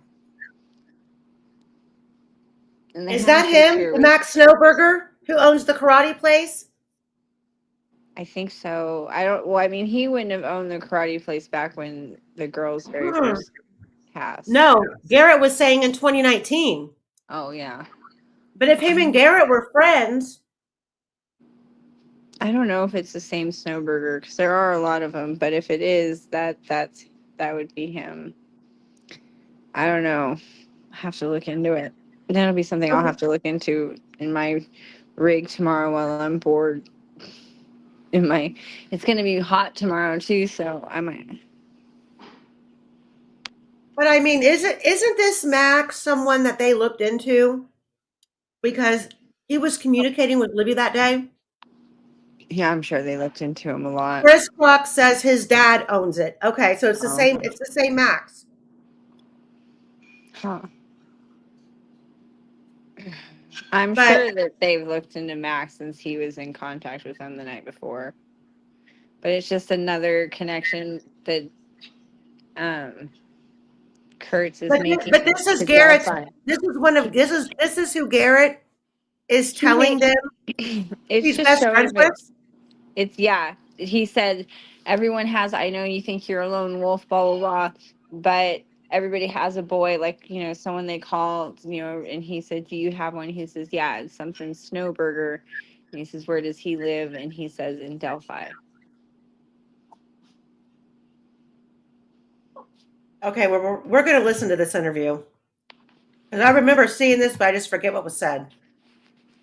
I just caught the Snowburger part. I caught it while he was saying it. I tried to say something, but I don't want to interrupt. But yeah. Yes, Kate, it's Garrett being interviewed. Burger. Hey Max, how you Jim doing? Snowburger So Senior Max, owns tell karate us place. about like how did you know Libby? Tell us about that if you would. School, friendship, pretty young age, best friends. Yeah, you guys were best friends, right? Mhm. And she was talking with you on the night of the 13th, wasn't she? Yeah. She was. What was she? Was she This wanting is you Max guys to Snowburger. Hang out at the Kate. bridge that day, hike. Mhm. But I had This other is Max plans Snowburger. Yeah, so with my dad. you weren't able. Yeah. Okay, she just said that you were talking to her on the 13th. No, it couldn't have been the 13th because the 13th is when they go missing. It would have been the Yeah, 12th. he would have been talking to him like that night, that morning, and probably that afternoon. And And I he think said he he was wanted to. talking to them up until they went missing. It was I don't know. I big don't know. farm Don't sale, so take- that was something that was unusual, and Mhm. so you ended up going with My dad. with your dad, Go. and then Go. I know it was really hard for you. I know you went through a lot of Don't hard know what times, you want. and I know don't you've know come what through you this, want. and you've had a lot of love and support from people. So now here we are. We're at the Delphi United Methodist Church. We've got an arrest with this guy. What were all your friends thinking? Were they kind of thinking that this was? Well, everybody I've talked to thought this was just out of the blue, weird. I mean, but it does make sense more that I actually read into it, look at it. Well, so what were you guys thinking? Like after the girls were murdered, what were your thoughts like about who did this? What was kind of the consensus among your friends? Really, I don't think there was fingers pointed at that time. Or even a thought about why? Did anybody? Nobody could know why, could figure out why. Did you think this was like at the time random, or do you think? Oh, it was very random. Yeah. And so you didn't think it was like targeted or anything, or there was anything going on, so there were some people that you knew were talking to that Libby was talking to. Did Libby tell you about some of these guys or a guy? Only a specific 19-year-old, not anybody specific. Yeah, Nothing specific. and that was on Snapchat, right? It was. And so I remember back in 2017, and I went on a YouTube channel. I was talking about it. That's when we met for the documentary, right, with Mike Grasso and Robin Uni, and Lifetime. Yeah, lifetime. Yep. Yeah. And it was completed, but there was some legalities where, so it's still sitting there, and it still may surface at some point in time. But when Libby, when you got home, I said, "Hey Max, tell me when you, what was the date that Libby first told you about this person?" And you were able to pull it up. I was remember, able to pull it up, but I don't. I remember I don't December remember. 26, Yeah. 2016. Yeah. And she had said, "Hey Max, this guy wants to meet me. Should I meet him?" And then you told her No. because you were like, "How do you know who this is?" Right? And and so this Is it Bob's shoe? looking like I'm stupid. Okay, did she just say, did they just say December 26th, Mhm. 2016? I So don't know. that means that this 19-year-old on Snapchat, which I'm assuming is Anthony Schatz, was communicating with them a whole almost 2 months before.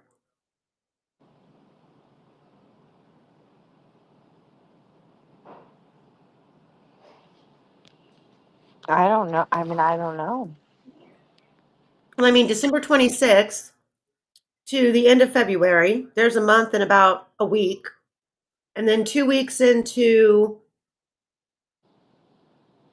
February, you're talking a month and almost 3 weeks.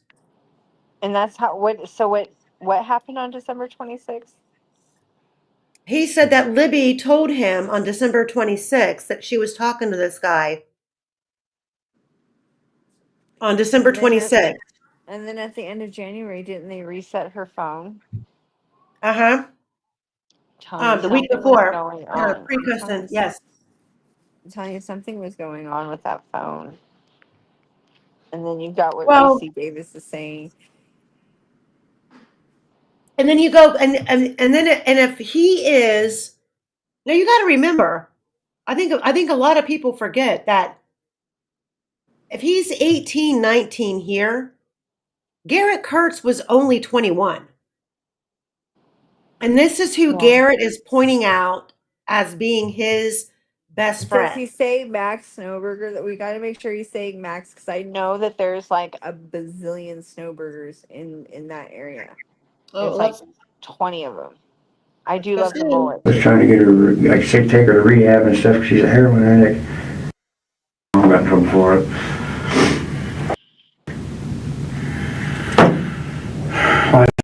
Again? Alford, Alford.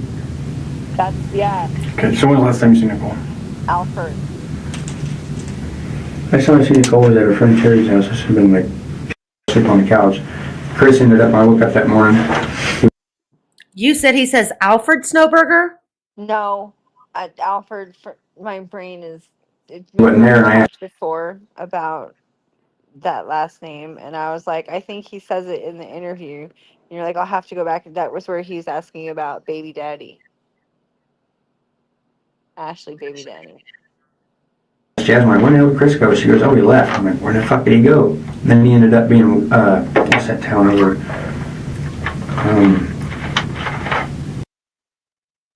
We're trying to, who's that girl? My girlfriend, Ashley.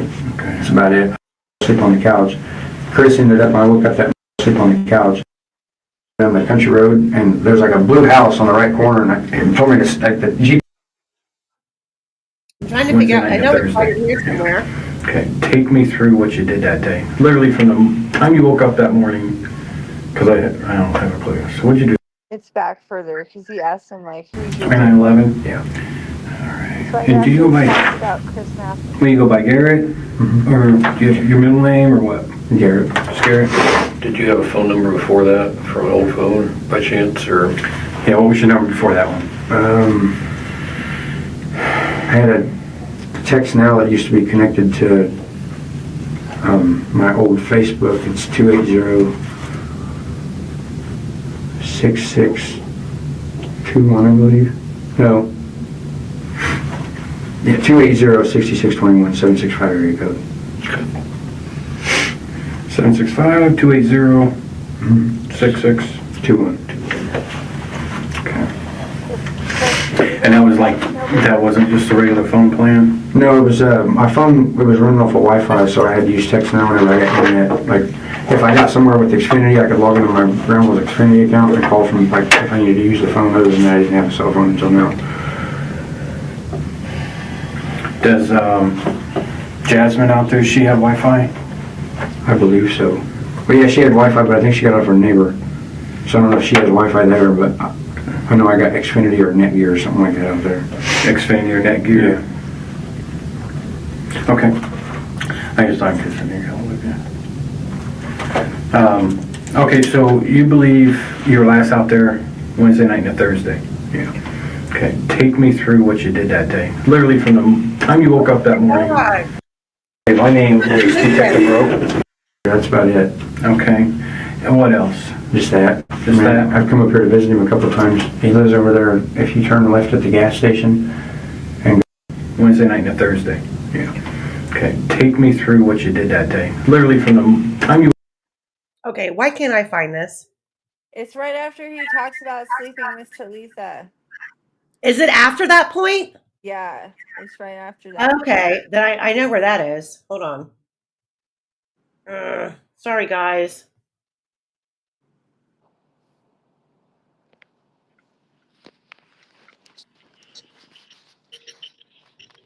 so I didn't have anybody else with me.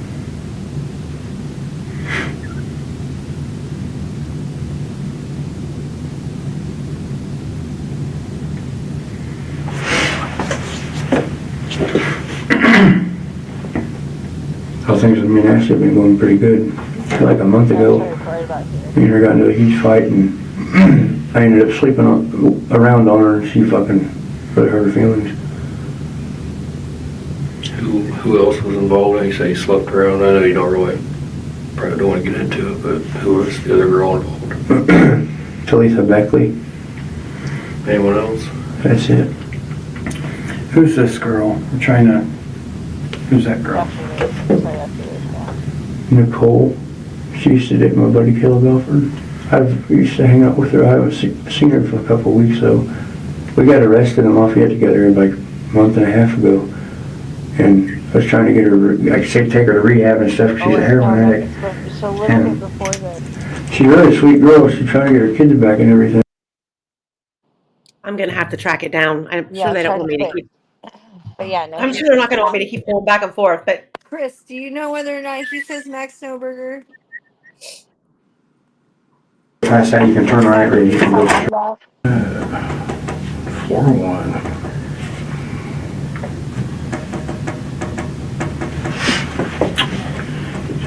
That's about it. Okay, and what else? Just that. Just that? I've come up here to visit him a couple of times. Alright, but just so I know, like I said, I introduced myself, so Garrett Kurtz, T.S. K-I-R-T-S. Okay, where you living, Garrett? I'm living around from my mom's or my buddy's house in Delphi. That's about it. Okay, and what's your address there? My mom's address is. I think this is where he goes into it. I bounce back and forth. Okay. My mom's address is 10413 South Springboro. It's like my grandma's, and my mom stays there from time to time, so I guess we call it my grandma and grandpa's house. Okay. And my friend is off of 600 in Delphi. All right. That's Jason's Okay. house. Do you got cup key on you? What we're gonna do is I gotta grab my phone. But yeah, we'll do that. I'm gonna grab my phone. I'll be back with it.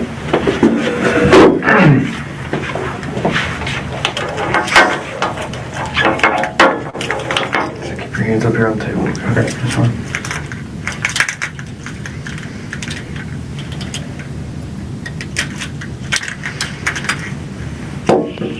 Are you gonna take this? Yeah, sure, go take that off. I don't think there's anything in the pocket, but Okay. Now, you guys remember that we just read through these text messages from him where he's saying he hadn't seen Ashley, he wasn't sleeping with Ashley, for weeks before this. Yet, here we are.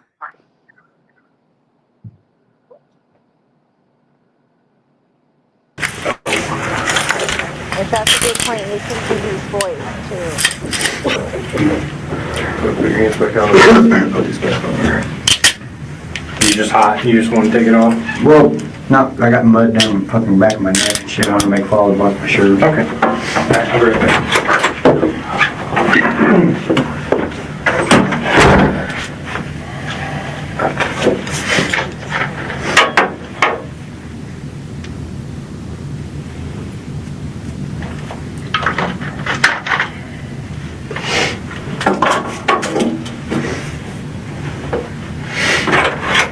That's about it. Okay. And what else? Just that. Just that? I don't know. Because I was told today to bring a car up here by a guy named King. Oh my Take God. that Yeah, shirt we're off. gonna take that off then. I don't think there's anything in the pocket, but Okay.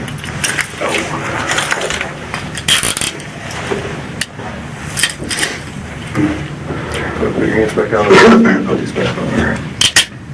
You just hot? You just want to take it off? well, no, I got mud down the fucking back of my neck and shit. I want to make fall off my shirt. Okay. All right, I'll be right back.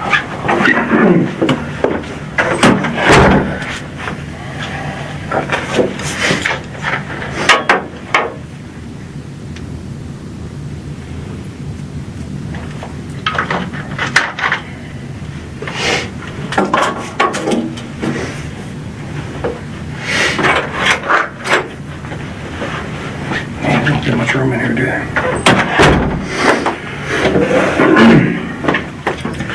All right, so do you know what we're here to talk about?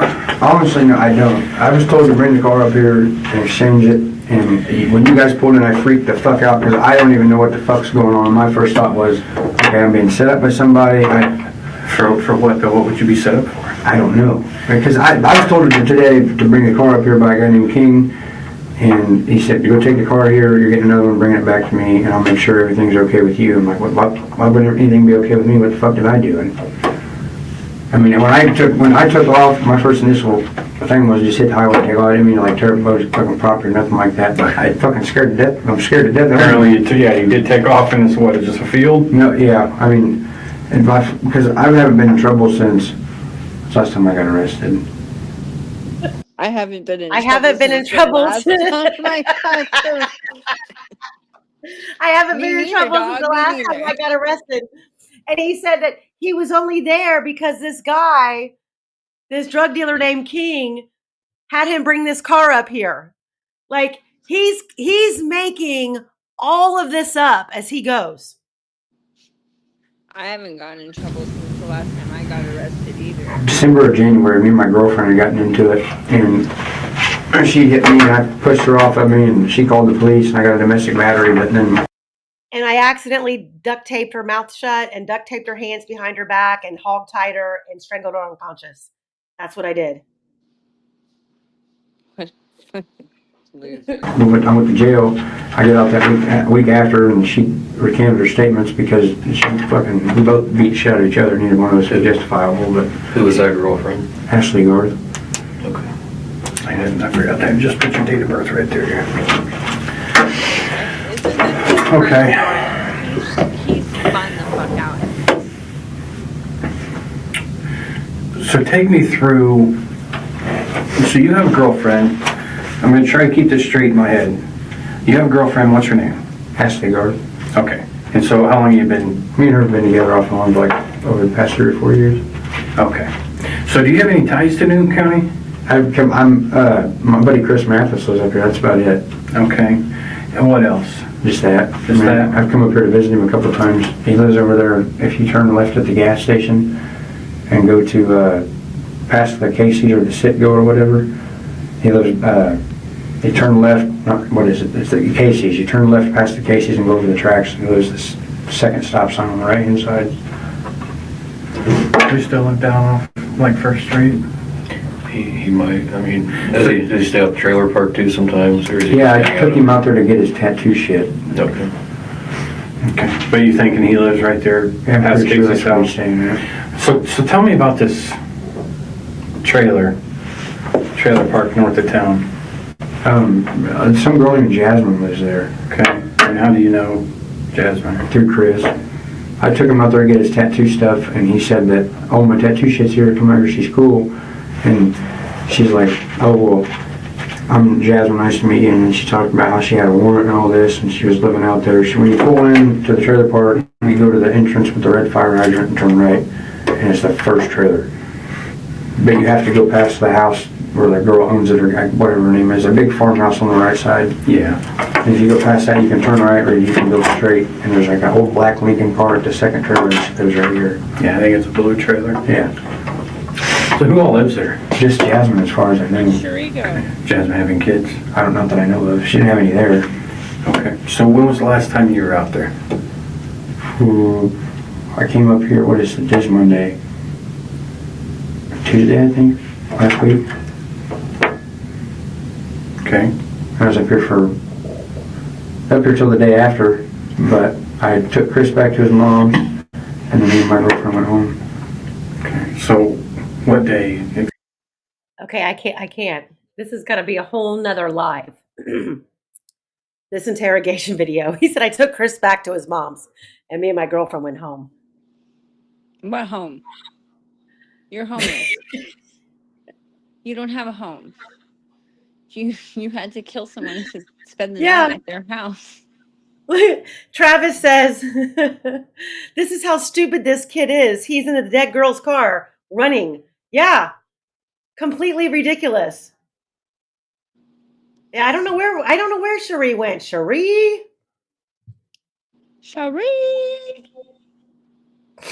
Oh my gosh. Adjusted fate. Yes.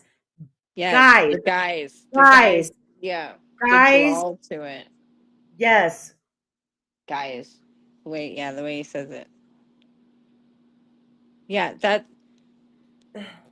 I've tried to find it. That's at 3207 where he's talking about, so we still got a ways to go.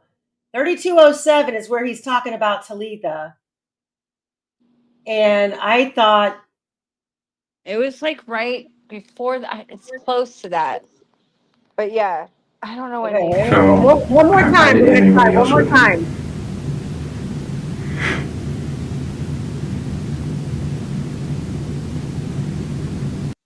Yes. In fact, I want to say, precocent, that Garrett was dating or messing with Michaela Babcock in Michaela. February of 2017. Back when she was still Michaela Hartman. Yeah.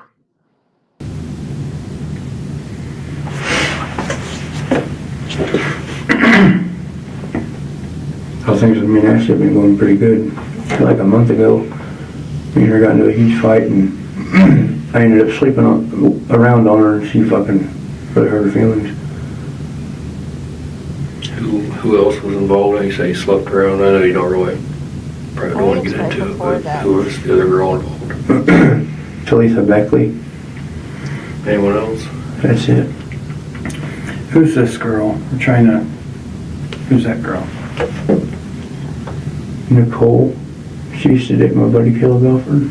I used to hang out with her. I haven't seen her for a couple of weeks though. We got arrested in Lafayette together like a month and a half ago, and I was trying to get her, take her to rehab and stuff because she's a heroin addict, and she's really a sweet girl. She's trying to get her kids back and everything.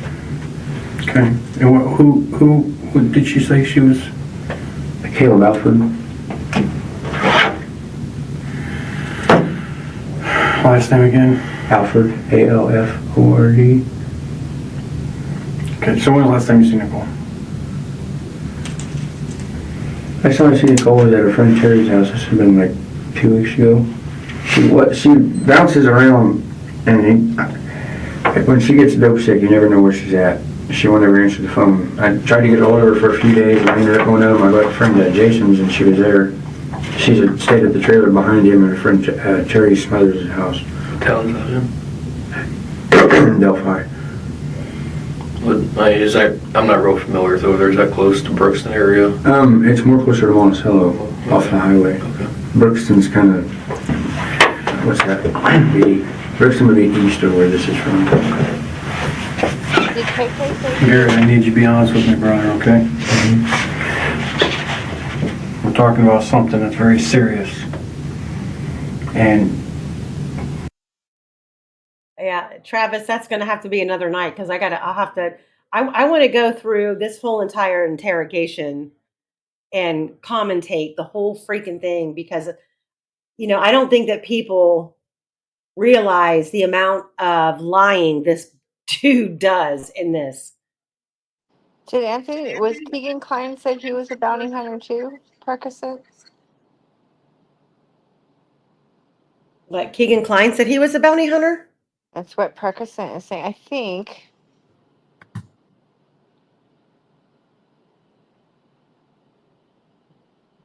But that would be interesting. Yeah, I don't know, Elena, how he got any of these women. I really He's don't. so weird. But he does have that speech impediment. Yeah. Chris says dope. I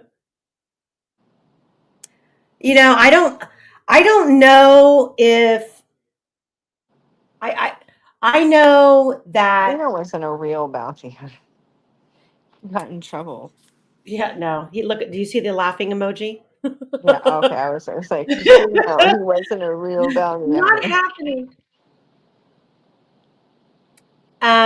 No, I don't believe that Garrett and Greeno know each other But because I think Greeno has said that he knows. Back in no, open secret, Sarah DeGoff literally had Garrett call and then she tapped Green. No, let me back it up. This was when Greeno was in jail. And Greeno insisted that he talk to Garrett Kurtz.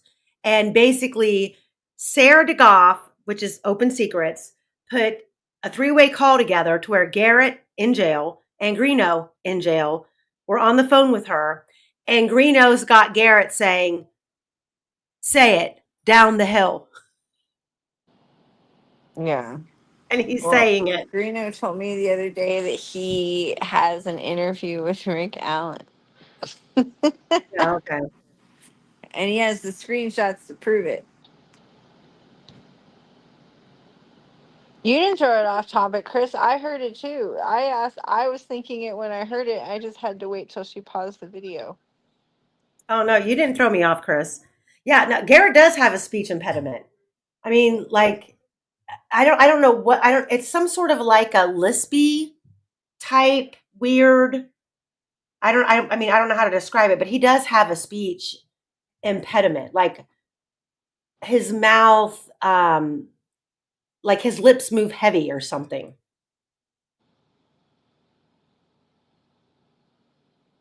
Greeno filmed a whole feature film busting down doors for his bounty hunter company. Did It he? was off.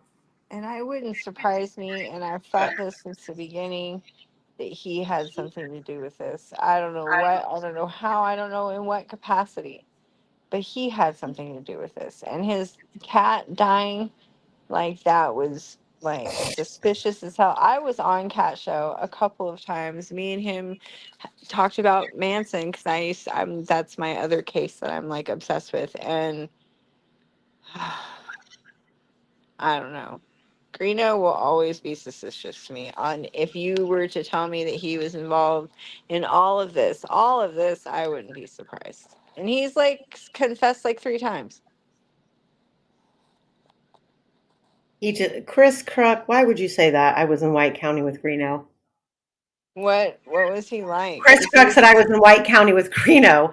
Well, then you were probably there when he was on the phone with Sarah DeGoff or Open Secrets. Yeah, lips moving equals lying. Yeah. Yeah. And but there's just like, I'm sure, like the Anthony shots, like when I very first heard that before the next day when we found out that Keegan Klein was all, there was like a 12, 14, 15 hour, I forget, period where all we heard was Anthony shots, and that's all we knew. My first thought was Anthony Greeno. My first thought, yep, Anthony Greeno. Mm-hmm. Because he had that at the time of the murders, or right directly after, or some point in time, he had like an actual like studio at some like storefront in Florida. Like he was promoting himself as some sort of videographer, photographer, like promoter type thing. I have no idea, but I know that all of these people, all of these people can't be responsible for Delphi. I don't think that they're all responsible for Delphi. I think that something was supposed to happen. It didn't happen the way that it was supposed to. The girls got killed and a whole bunch. But the only thing that makes me pause on that is all these people are tweakers. And if it had something, if you're hiding a deep, dark secret, like you have child pornography on your computer, like you're going to keep that quiet. The one thing that makes me pause about thinking that it's a like revenge killing for Derek is that tweakers cannot keep their mouth shut. If it was meth related, someone would have talked by now. Because drug addicts flip on each other all the time. But if it's something like porn and like a whole bunch of people are involved and like you could get killed, or that's something that I think would be a secret for a long time. Yeah. Oh, Co Mama 23. Yeah. And let's not forget not Jared. Garrett was a juvenile offender, so he had issues with his dad. So there would have at some point in time been a CASA advocate, someone advocating for him in the juvenile court, Mm-hmm. right? Yeah. I would think so. So he would be a CASA kid, technically, Oh God, that's a whole nother can of worms. especially with the dentist. Yeah, Um, who is pediatric dentist. So I'm sure at some point in time maybe could have done some sort of work with CASA for CASA. I don't know. Percussant said so was Greeno. Greeno was a Casa kid. Well, yeah, Greeno had a juvenile record, and I forget how old Greeno was when his mom died. There was definitely some issues in that family when Greeno was a child. But I don't know all of them. Mm. Yeah, and the people that live there are afraid to talk. Yeah, they are.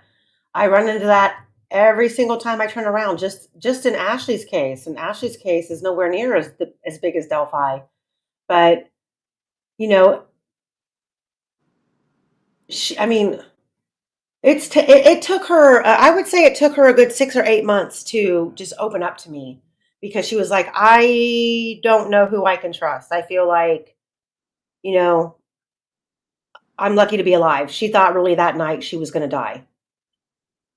And all throughout her case alone, I've run into people who they approach me like, hey, I have information. And then when you really try to pin them down, they're like, okay, I can't talk anymore. I can't do it.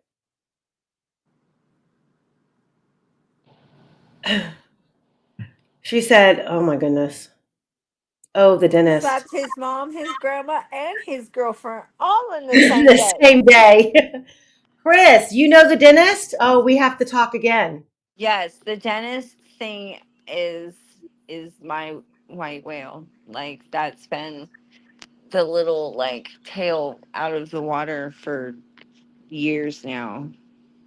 Yeah, But Kathy, he's Ashley does talking feel about that way. he's Ashley talking feels like she can't trust anybody. he's talking about Garrett. Did you see what he said about Garrett? How he'll hear a story and then he'll retell the story and put himself as the main character, which is a thing that pathological liars do. Mm-hmm. That's And a borderline. It's a borderline personality trait. he'll retell a story with him being like the real story is he's the culprit and he's the bad guy, but he retells the story to make it out like I was trying to take her to rehab. right. I was trying to take her to rehab. I was trying to help her get her kids back, and no, dude, Yeah. you weren't doing any of that. Yeah. Like that's what he does. Yeah. I had a foster brother who did that. It was really odd to watch it happen. Yeah. Mm-mm-mm. All right, guys. Well, we've been on here for almost 3 hours. It comes from like, it's like a self-esteem issue too, I'm sure. Yeah, we forgot about the dentist. We got to talk about the dentist. There's more information to come about the dentist. Well, that almost to that point where they're getting arrested. There's that the first person Garrett called is a dentist from Lafayette, and then Amy's told about her her knowledge of the dentist, and I think he's a pretty key figure in all of this when you bring in abuse and the adults in the situation. Yeah, and I can tell you right now that Garrett is still in contact with him to this day. It is not a past thing. Is All the right, dentist guys. paying for his silence? I don't know. I have no idea why he would even still communicate with him. So, all right, guys, it's 10 till. I'm going to let everybody go. Please hit the like button and subscribe. I might do a live tomorrow on just Garrett's interrogation video. I gotta work tomorrow, but let me know. Okay. Yeah, blackmail. That's a Justin Faith. You might not be off. Yeah, he's buying his silence right now, I think. I want to hear what Chris Clark has to say about the dentist, because this is the second time that he's brought it up, and like I said, the dentist is my white whale. I think the dentist is like the Horcrux to all of this. Mm-hmm. I probably didn't use that right. My daughter always yells at me when I use Horcrux wrong. All right. Good night, everybody. Good night, safe. everybody. We'll probably see you tomorrow. Good night. See you later. Good night.